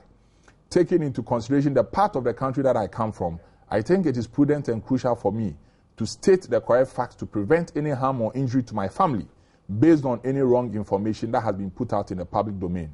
I hereby wish to inform Mr. Abraham Amaliba and others who think like him or have been fed the same wrong information and the general public that I have never contested, let alone been elected, to occupy any ward, polling station, constituency, regional or national executive position in the MPP whilst in private legal practice before my elevation to the bench. I believe it must be fairly easy for the records of all such positions to be verified from the appropriate offices. As a lawyer, I would have expected Mr. Amaliba to have done due diligence before any such information is put out in the public domain. If the purpose of putting out the information is to intimidate the court or me in particular, then it has failed to achieve its purpose. But if it is to poison the minds of the public against me or the court in general, then time will tell. That is why it is important to state the bare facts of the case in the open and leave the rest to the Almighty to deal with. I'm, however, prepared to recuse myself from the panel hearing this election petition if Mr. Amaliba and other persons who think like him have genuine concerns why I should not be on the panel. I'll greatly be relieved if this occupational hazard will pass me by. It is my hope that the general public, especially lawyers, rather than make statements which, as it were, seeks to distort, break, and destabilize the dignity and independence of the judiciary, will strive to uphold and safeguard the said principles of dignity and independence upon which any civilized judiciary thrives. Finally, let me end this statement by referring to this quotation attributed to Anonymous, and I quote, "There is no greater comfort than to remember that you are living in the center of God's will. Nothing can ever happen to you without God's permission," unquote. Justice Jones Doche, dated 16 January 2013. This was what was read in open court. The thing is that should he be reacting in open court on the substance, or he should find another means? And which lawyers like Clara Kasati, who is also a law lecturer, says that she thinks that the best way, perhaps, is to use the judicial service to do this and not to do it in the courts. Let me say that, first of all, we forget one thing. Judges live in communities like all of us. They have family. And you see, he makes reference to his family. He's worried about looking at where he comes from and all those things. That if these things are allowed to stand without public correction, then how do you expected him to write a letter to the NDC officially or to Mr. Amaliba? Use the judicial service. No, he has no public relations officer of his own. He does not bring people, in fact, he doesn't sponsor anybody to go on a Newsfile or any program, unlike political parties which may sponsor people to kind of represent them on political platforms or, if you like, news discussions program. Yes. The word sponsor, well, sent. And he did it in the remit of a court setting. That is the only platform that he has. He cannot call into the studio and say, I want to speak by way of rejoinder. And so what they did, all the parties were there. The petitioners, the respondents, the applicants for joinder, and even Mr. Akume, was also there. So he said it in open court for everyone to hear that this is going on. Before it festers into a cancer that may be difficult to cure, This is my take on the matter. All right. And now, that Chris, is it. Judges are human beings, except that they cannot talk like the way some of us talk. There's one thing my philosophy lecturer taught me, and which I found, placed in my heart and, my life's habits. That is to understand people, not necessarily agreeing with them. I understand the problem of, Jesse Jones, Victor, Maulam Doche, but I don't agree with him. And I will not give reasons why I don't agree with him, because I'll be going back to court on the, what do you call it? On the joinder. Yes. And my grandmother says that if you're crossing the river, don't insult the crocodile. Me, Chris Akume, I'm not going to insult the crocodile. But you can, so I'll you leave can it make that. your comment. But you are not on this platform to insult anybody. No, I'm only giving a proverb that I'm crossing the river. I will not insult the crocodile. But I will make a point. You see, this is the document which my learned friend, brother, has read. The denial, and I want Justice Doche to listen to me properly. The denial he has made is in reference to an executive or elected position in the MPP. This document never denied his membership of the MPP. I am a member of the NDC. I hold a card in the NDC, but I have never been elected into any executive position. To that extent, if any action of mine as an NDC member, a card holder of the NDC, is criticized, it's criticized. It will not be fair for me to come and say that me, Chris Akume, Chris Akume, is not an elected member, or I don't hold an executive position. This is not fair. This is not fair to him. I'm making a point. No, but this is not fair to him. I am not. An allegation please. specific has been made. You are a member of the NDC legal team. Listen. Please, let me make a point. No, I would have wished that he denies to put the matter in its totality and deal with it once and for all. I would have wished that he did, as much as he denied membership or being an executive member or holding any executive position, he should have denied the membership as well. Why? To put the matter in his. So you are not putting another so allegation that he's a member of the NDC. I'm not saying that. But you see, I wish. Chris, but let me go on. People at home. So you are saying. People at home. While Justice Doche live, I have listened to him. They have read in the papers what he has said. They will be the best judges. Let me leave it like that. Okay. And it is your position, for example, granted that this is what it is, that he's ever been a member of the NPP. I am saying you should have gone a step forward to say that I have never been a member of the NPP. For as long as you have been a member of a party before, you have never held an executive position. It's not enough. Chris, it is not enough to me. I'm having a difficulty asking a question. I'm asking that. Is it your position that granted that it's the case that Justice Jones Doche has ever been a member of the NPP, where he finds himself now, he cannot exercise his faculties in the professional manner that is required of him? And it goes also to the NPP and its problems with, earlier with Justice Atuguba, that people cannot act professionally because of their relationships or their association at one point or the other with some party or individuals? That is why I found this denial irrelevant, because you can be an executive member of the party, you could have held an executive position, you could have been a member of the party, you could be a member of the party, you understand? But because of the vow you took to do justice to all manner of persons, your membership of the party should not be clouded. Your justice. That is all. So it is irrelevant. No, is NPP a party in the matter? To me, I find it is irrelevant.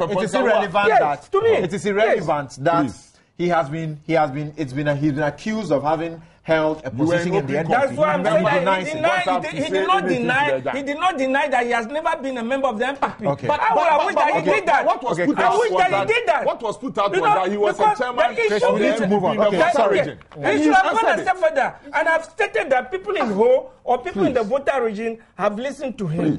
Do you know? They have listened to him. They have heard him. Whether they think that what they have put here, it's not the people just because he did not hold an executive member. Have you heard the argument that if he were supposed to go this way, we will end up not having a single justice at the Supreme Court sitting on that the is why I am not bothered whether he has been an NPP man, executive member. It's irrelevant. I am saying, granted, that what you are saying is the true. The Constitution allows every Ghanaian to join the political party of his choice. What is wrong if Doche belongs to the NPP? Is there anything wrong with it? So nobody should come and disturb our ears.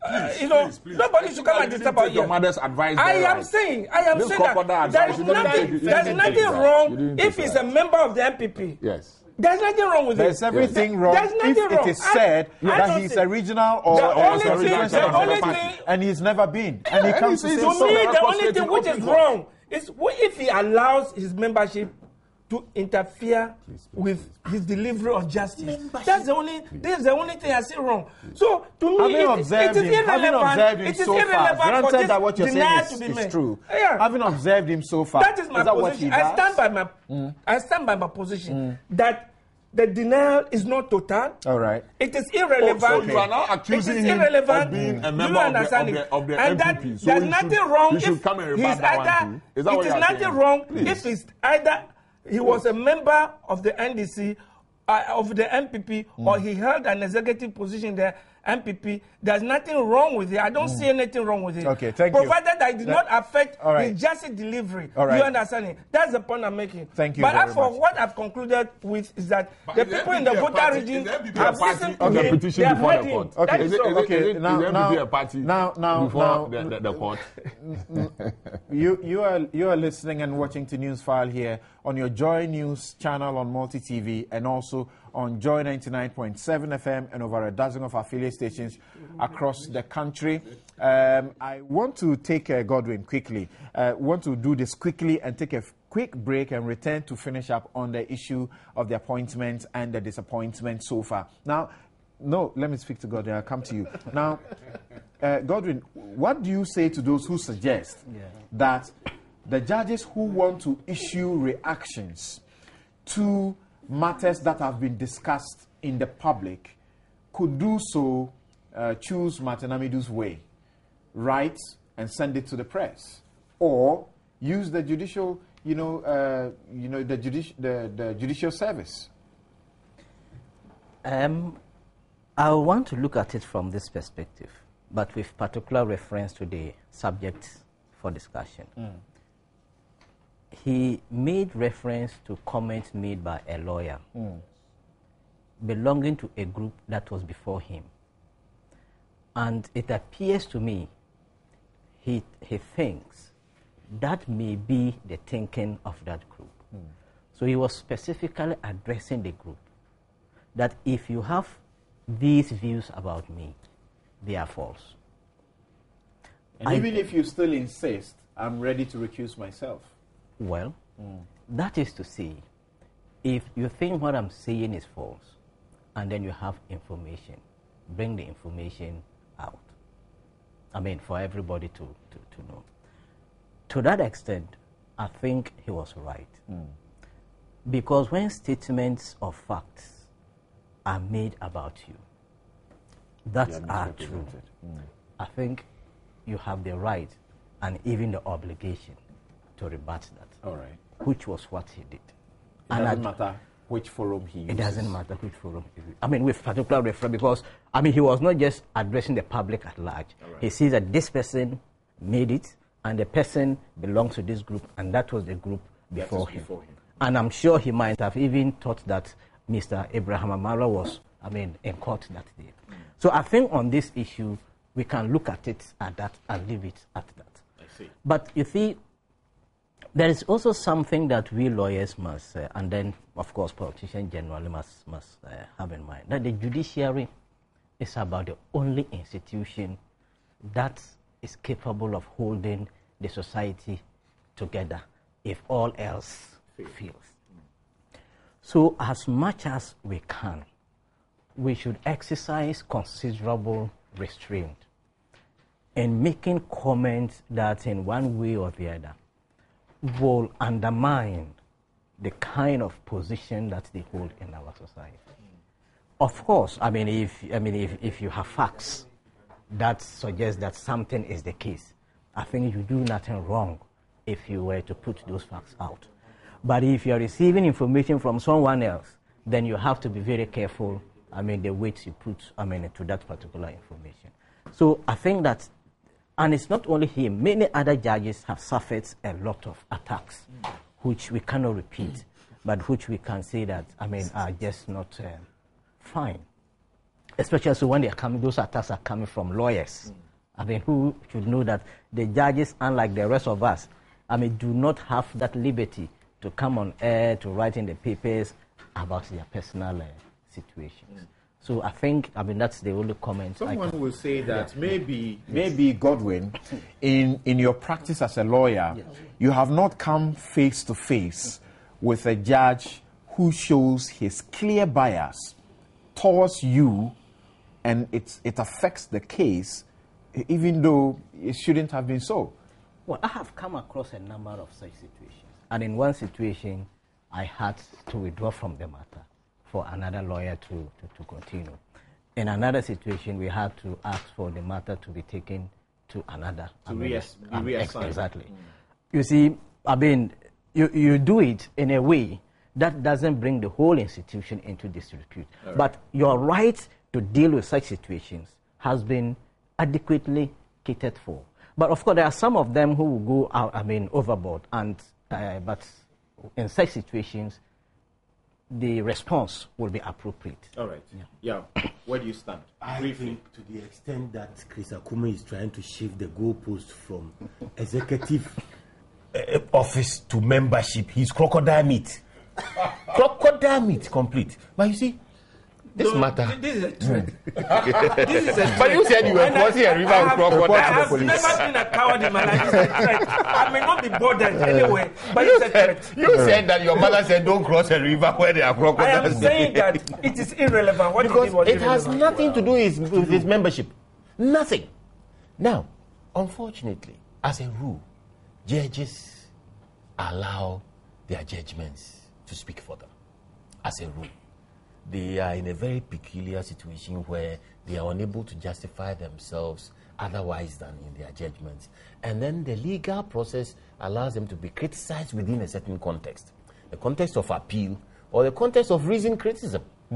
Or even filing complaints. Yeah, you can file a complaint or you can actually criticize a decision of the court.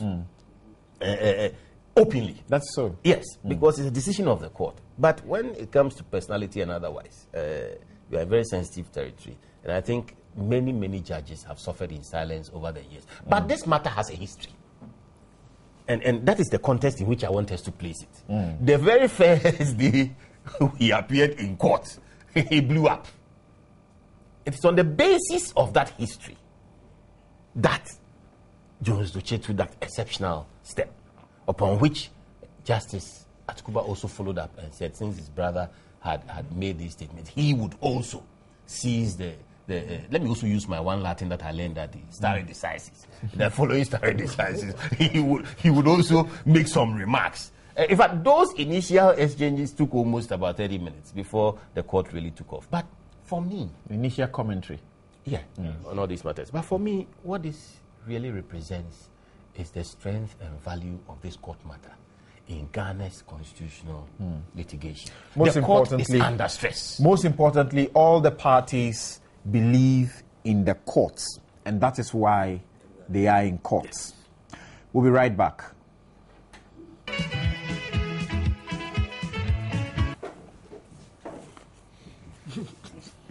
You are watching and listening to Newsfile, and I'm Samson Ladia Yanene. I'm reading the full text of the email sent in by Abdul Malik Kubako Jr. And it reads, the bottom line is that the failure of the police, in spite of their numbers and the elaborate security system put in place within and around the vicinity of the Supreme Court to apprehend a single suspect, is what has allowed General Mosquito to peddle his absurd hypothesis. The crux of the matter, however, is that what happened on Wednesday unfortunately exposed the inadequacy of the much-touted elaborate police security deployment, including its purported preemptive and preventive intelligence aspects. Does this singular failure to arrest a suspect or suspects not undermine public confidence in the massive security deployment which has accompanied the policing of this high-profile election petition litigation? That's the question Abdul Malik is asking. In any case, do the abundant video shots and print media pictures of the mobsters have no investigative or evidential value for the work of the police as happens in other jurisdictions? Again, shouldn't our police have their own video monitoring facility on such occasions as part of their professional investigative and intelligence mode of operations?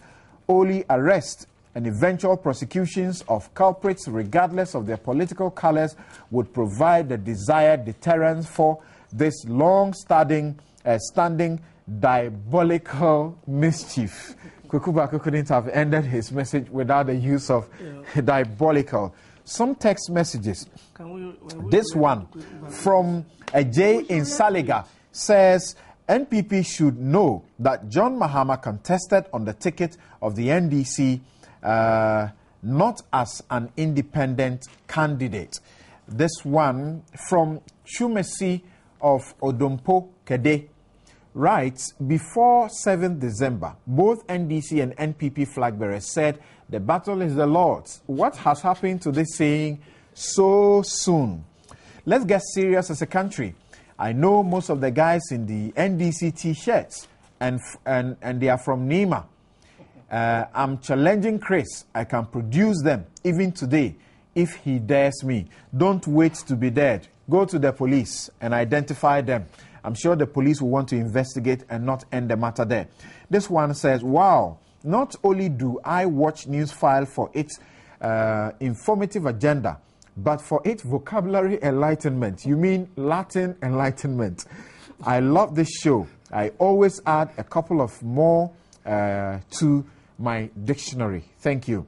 Will the police react the same way they did at court if they see a group of people wearing UN t-shirts with canes in their hands and standing opposite the Flagstaff House or Castle?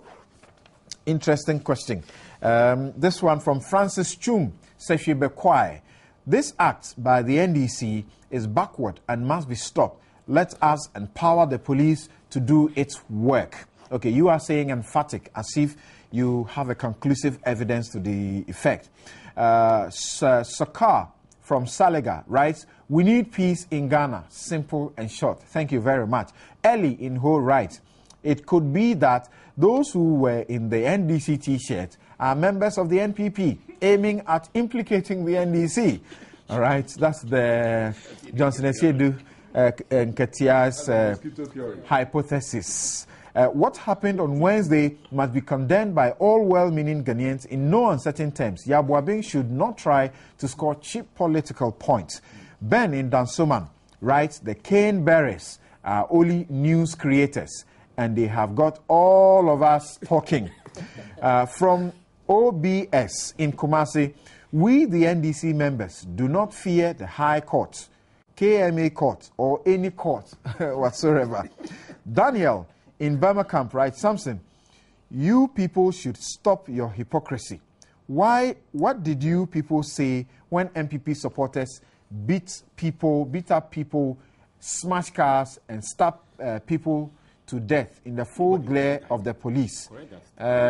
Okay, that's the correction you need to have, that there's not been a question of death. If the police had acted, it would have sent a signal to the rest of us, and what happened at the Supreme Court would not have happened. Thank you very much for all those text messages, including the text message about the hypocrisy of us. We are also under scrutiny. Thank you very much.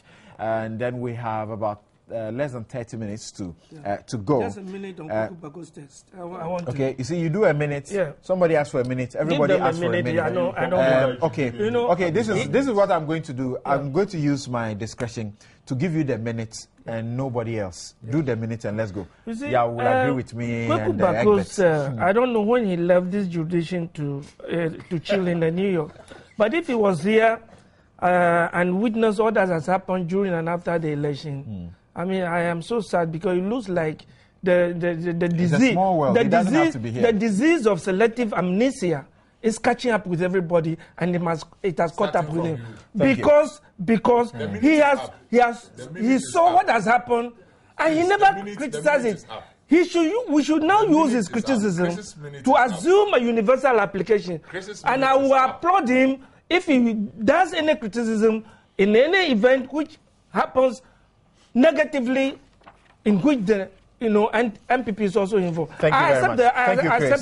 Thank you, Chris. But you must apply. All right, yes. Now to the appointments and what I call the disappointments so far, to the designations and the indignations so far to President Mohammed's appointment. Well, there are people who have said that it sounds very impressive to have seen the team that the president is rolling out.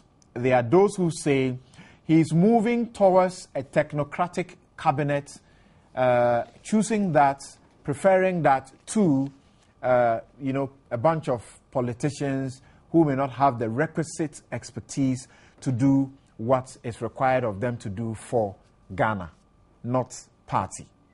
Egbert. Well, let me say that the appointments that have come, every president, or the designated appointments, every president is as strong as a team, he selects. I have nothing really against any of the personalities that have been appointed. I think that from various spheres of life and experiences, they bring their own strengths and weaknesses to the government. I just want to see a government that is lean, a government that is responsible, and a government that is not arrogant. Yeah. And let me also say that one appointment I find interesting. Why? What is the essence in creating a Ministry of Energy and then Petroleum and what? It's Ministry of Energy and Petroleum. Ministry of Energy and Petroleum. Yeah. What is the basis for that? Let me look at that release again. That is Mr. Emmanuel Ama Kofi Boa, Ministry of Energy and Petroleum. Yes, but petroleum. So what is energy generally? It's just like Ministry of Fishing. No, what is energy? The Akosombo Dam, is it not part of the energy capacity of this country? So what? Couldn't you have said Ministry of Hydro energy and all that? I understand that when these things are done, they are done for emphasis. Fishing, no. Fishing is not part of agriculture. That is why I'm coming. Let me finish. Yes, the president is not under any injunction to, if you like, create. He can create any ministry. In fact, even Ministry of whatever affairs, he's allowed to create it. But the utility of it is the other matter. Because if you have a Ministry of Energy, and then you have, let's say, a deputy minister who is in charge of the petroleum sector and also a deputy minister in charge of, power. Fine. So that's also somebody's way of looking at it. I am not questioning the basis of that, but I'm just saying that sometimes we just tend to put, there's a Ministry of Science and Innovation. Christ's sake. What innovations do we have in Ghana? We are yet to even deal with research problems and internet connectivity. And we are doing innovation. You do so to encourage it. It's the Ministry of Environment, Science, Technology and Innovation to be headed by Dr. Otingeje. I don't have, let me tell you something. What innovation? When you are in a manufacturing concern, you go to Mercedes-Benz, you go to, let's say, Audi, you go to all these known manufacturers of gadgets and the rest. They are the ones who actually have managers in charge of innovation. What innovation is going to come? We cannot even produce matchboxes and matchsticks in Ghana today as we speak. What the manufacturing nexus of Ghana? So you designate a ministry so you can have a focus. Please. Don't let us delude ourselves. What innovations? Since you are talking scientific innovations, what is the scientific capacity of Ghana? We cannot even...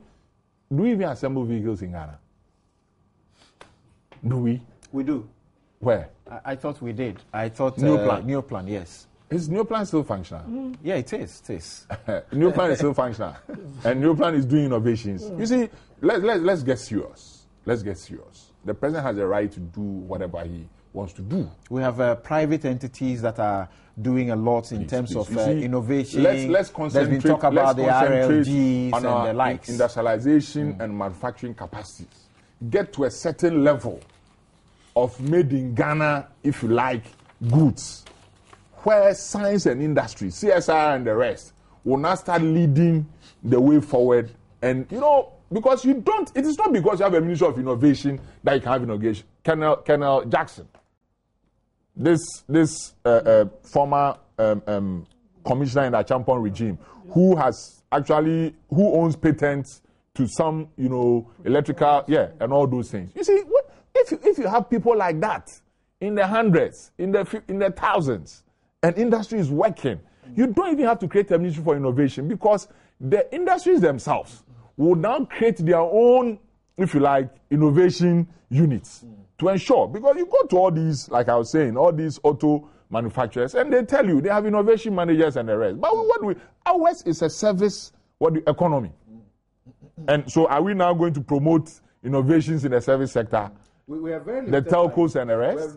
And then I also wanted to speak to the appointment of the Lembele MP as Minister of Minister of Energy Energy and Petroleum. I heard the chiefs in the Western region make a claim that the Minister of Petroleum must come from Western region. Initially, what we had heard was that it was going to be designated oil and gas, and there were speculations that Haruna Idrisu was going to be for it. My friend Haruna Idrisu. I get worried. You see, in his own right, that gentleman is fit and qualified to be Minister of Energy and Petroleum. But I get worried when our chiefs and also lobby groups and the rest bring up all kinds of... Because you see, the oil wealth of Ghana is in the high seas. Which traditional authority owns the rights over the oil wealth of Ghana? Have you seen any chief in Ghana go and sell part of the sea? Our chiefs sell lands because it is within their jurisdiction. The sea is not in the jurisdiction of any chief. So when you get some of these things come up and the president also buys into it, whether he was going to do that anyway, without any prodding from anybody, and then you get this call and then it goes that way, I get worried. We respect traditional authority. We think that, yes, we all play a crucial role in national cohesion and all. But if you come to the bare legalities of it, have you seen any chief sell a portion of the sea in this country before? You're suggesting why should any group of people... The president was precious into... Yeah, why should any group of people say that because the oil find is in the Western region? The chief spoke today, the next day, the announcement came. Yeah. And so why should any group of people say that, because then you get the people of Akosombo. So Jama also saying that, well, if there's a need for this, then we also give hydropower. We will also say that. I'll get a reaction. These are things. I'll get a reaction. But very finally, I wanted us to zeroing in a bit on the Attorney General Ministry, where there's been some talk coming up after the release 2 days ago. That one goes to this Mrs. Marita Brew Apia Opong, who is going to that ministry, Minister for Justice and Attorney General.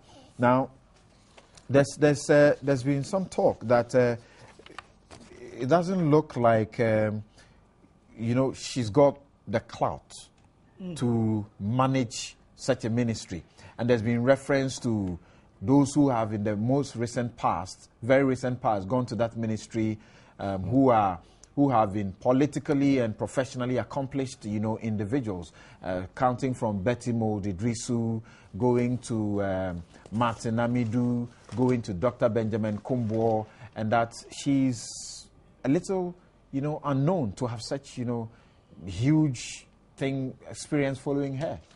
Oh, you okay, fine. I mean, as far as I know, the last time we were in court, Mrs. Marita Brewer appeared upon my very good friend, I must say, and I want to congratulate her on this, appointment. She was part of the legal team nomination, I should say. She was part of the legal team of President Mahama. Yes, she is. So this is the lawyer in whom the president is well pleased. This is going to be the leader of the Ghana Bar. That's a classic. Yeah. So what can I say? It is about the president. It's not about the NDC. When it comes to appointment, it's the president. I tell you a bit about her. I tell you a bit about her by way of her CV. Yeah. She was at the University of Ghana. That's where she had her LLB. She also was at the Ghana Law School. Of course, she wouldn't have become a lawyer. And then she was at the Institute of Social Studies at The Hague, where she got a graduate diploma with merit in law and development. Now, professional experience, she used to work with Fugger and Co. That she was an associate lawyer there, and then she moved on to later Brew and Company, where she's a senior partner. She's worked on these committees and boards. She was director, Volta River Authority. She was a member of the Ghana Legal Council, General Legal Council, member, Ghana Bar Association, member, African Women Lawyers Association of Ghana, member, Ghana at 50 Commission of Inquiry, chairman, Pensions Committee for Selection of Corporate Trustee for Tier 2 Pension Scheme of Employees on the Government of Ghana payroll. Yeah. That was a question, really. Yeah, so, I think that she has quite an interesting CV. Young, I must say. I know women don't like their ages being put up, but from what I see, she was born in 1968. Just a couple of years older than some of us. I said some of us. No, you are older than you are older than she is. I know her personally. Personally, I have no basis to doubt her professional competence. I've done one or two cases with her. Very pleasant personality, very affable. I hope that looking at the peculiar history of the Attorney General's Department under the NDC, under the administration of President Mills, and the transition we've made to today, she will go to that office with her hackles very high up and take charge. Because if she succeeds, I'll be very happy for her. All right, Chris. Before I come to the appointment of the Marita, let me talk about. Let me react to some comments made by my friend as to why we should have a ministry of what? What is energy it? Energy. Well, we've had a ministry of fishing before. Yes. Fishing is part of agriculture. Yes. So there's nothing wrong. Yes. We've had he questioned why we should have a ministry of technology and innovation. Innovation. But I'm surprised. We've had a ministry of beautification of Accra. Modernization and beautification of Accra. Jacob Beche-Bilante was that minister. Yeah. Even during his time. That ministry didn't last though. Yes, so I'm very happy we are not the president of this country. You are not. You and I, we are not the president of this country. So we don't have any right to decide who should be the president or who should be a minister in which portfolio. And I think that, to me personally, I find all the appointments so far acceptable because they are people who have served this country in various capacities before their present appointments. How about the grumblings? How about the disagreements openly, social media? My brother, if we are four here, no, we are five. If we have the opportunity to form a cabinet for this country, you have different personalities. Yeah, will have different personalities. He will have different. I will have different. My brother will have different. So let's allow the president. I will make you a minister in my government. I know you will not. You see, let's give the president a free hand to appoint a minister. If he's not satisfied, he will disappoint. That's all I can say. As for the Lembele chiefs, I've said it on one airways yesterday. I don't see anything wrong with anybody, any person, group of persons, chiefs, priests and the rest, campaigning for or lobbying for anybody It's something which is done in all political jurisdictions. What is wrong? Each chief from Lembele come to say that somebody we think can perform might be put in that position. I don't see anything wrong with it. They will not accept anybody unless he's an indigene of the place. Listen, those who are going that way, I am surprised. I remember during a Champions regime, they were appointing an uncle of mine, Commander Nachi, to Cocoa Marketing Board. There was a whole lot of hula balu that this man comes from Anyako. There's only lagoon there. So there's no cocoa. Why should it be made chairman of the Cocoa Marketing Board? And by presto, because he didn't come from a cocoa growing area. He came from my hometown, my uncle. We have only lagoon and fishes. He was removed thereafter. So what is this argument? I mean, people should leave the Lembele chiefs alone. It would be very ridiculous. They own the oil. It would be very ridiculous to say that because the chiefs have come to say that, my friend should be made a minister, that's why he was appointed. I mean, that is a little bit far-fetched. But it is wrong. But it is wrong. Even assuming that is the case, what is wrong if the chiefs pray to God and God has listened to their prayer? But you condemn the rampaging. What is wrong with it? The rampaging youth in Tamale. I didn't know what happened, but I was told that. And I don't know if they have their facts that the appointment is over and that Haruna will not be featured. No. Again, like I've said several times on this program that I understand people, but I don't agree with them. You understand it? Why they should do that? I mean, I am not in agreement with it. But they might have a reason. And the one they are doing that for is condemning them. The reason, yes, I'm also condemning them.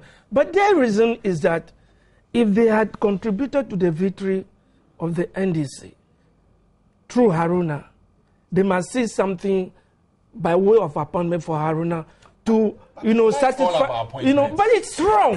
That's exactly what I'm saying. It's wrong. Because we cannot appoint everybody, and more so, I mean, if Haruna has served before as a minister, don't they think that it is better taking the number of people in the NDC, very, very competent people, don't they think that after 4 years, somebody must also come and perform for 4 years so that whatever experience, whatever largesse, whatever goodies, whatever contacts that Haruna has made for 4 years, somebody too must come so that at the end of the day, we create an egalitarian society. Are they thinking of that one too? Egalitarian society. Yes. Interesting. But what's your take lastly on the area that she will be your leader? Because the Attorney General is the leader of the bar, right? The Attorney General, I have the fullest confidence in her.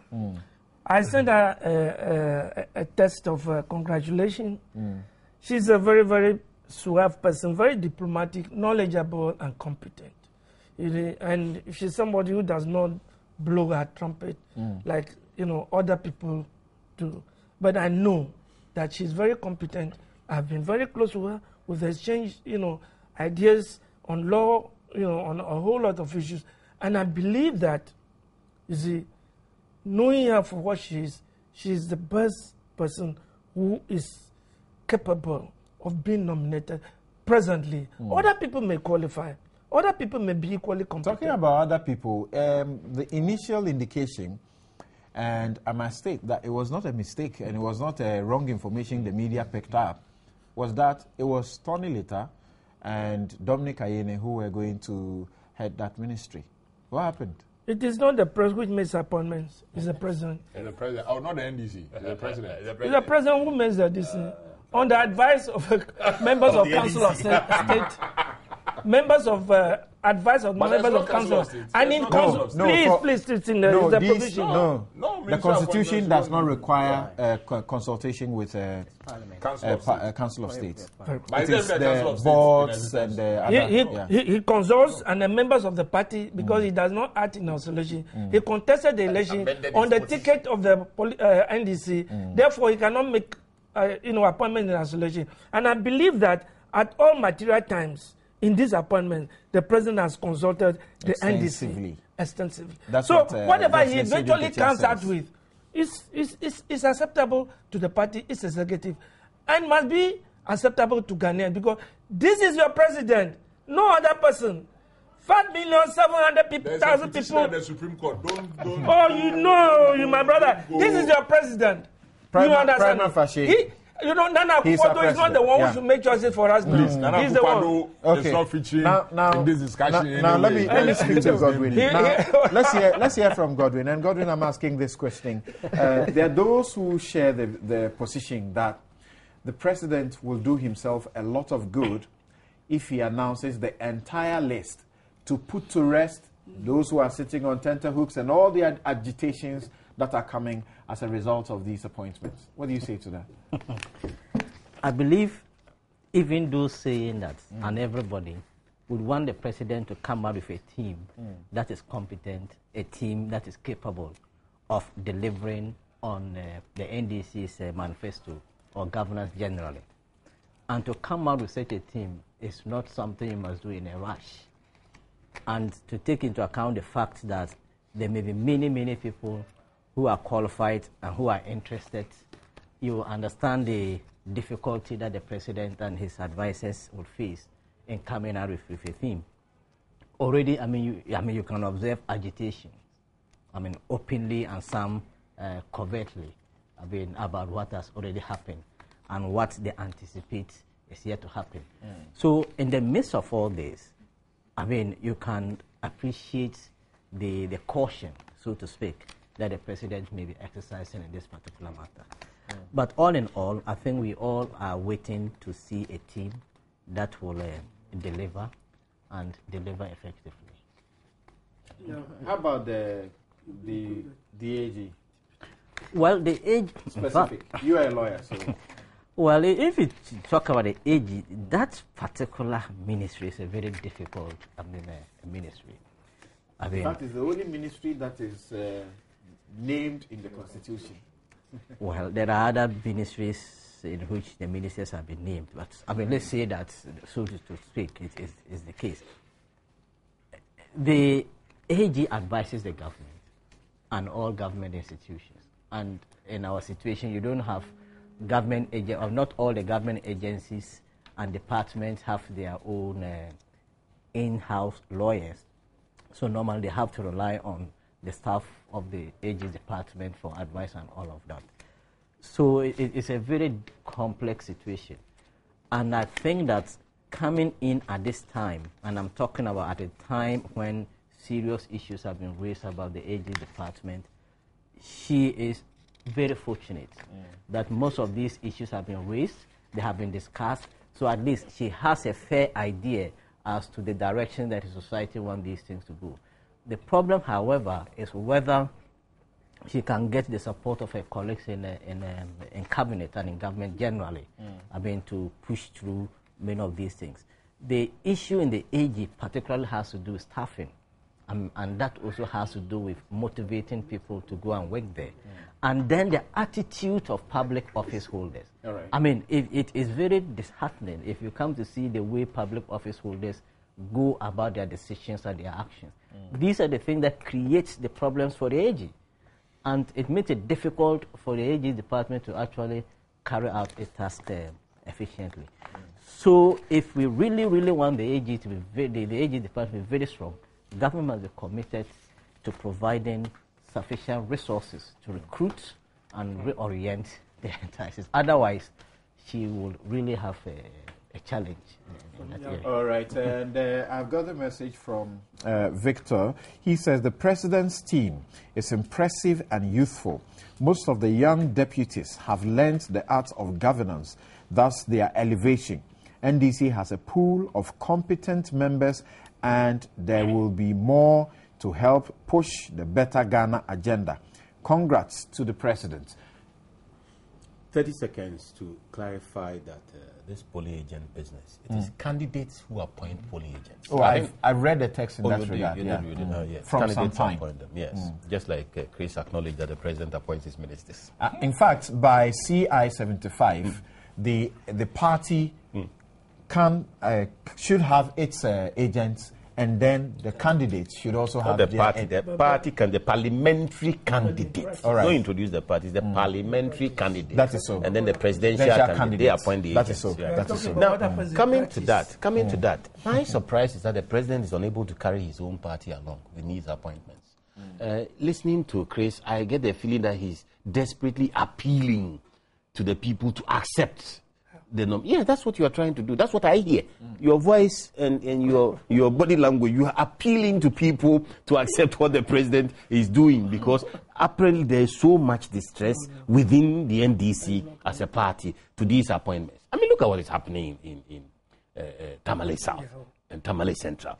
And look at the Alhaji Mumuni and, Kwesi Pratt came out openly and disagreed with the president. The Al-Hajj newspaper, Alhaji Bature, a staunch quasi-government spokesperson, all of them came out strongly against what the president was doing. So for me, much as you said he was aiming to a technocratic government or otherwise, I think he has a challenge of meeting not only the constitutional aspiration to gender balance, regional balance, and religious balance, and otherwise. Talking about gender balance, he's being commended so far.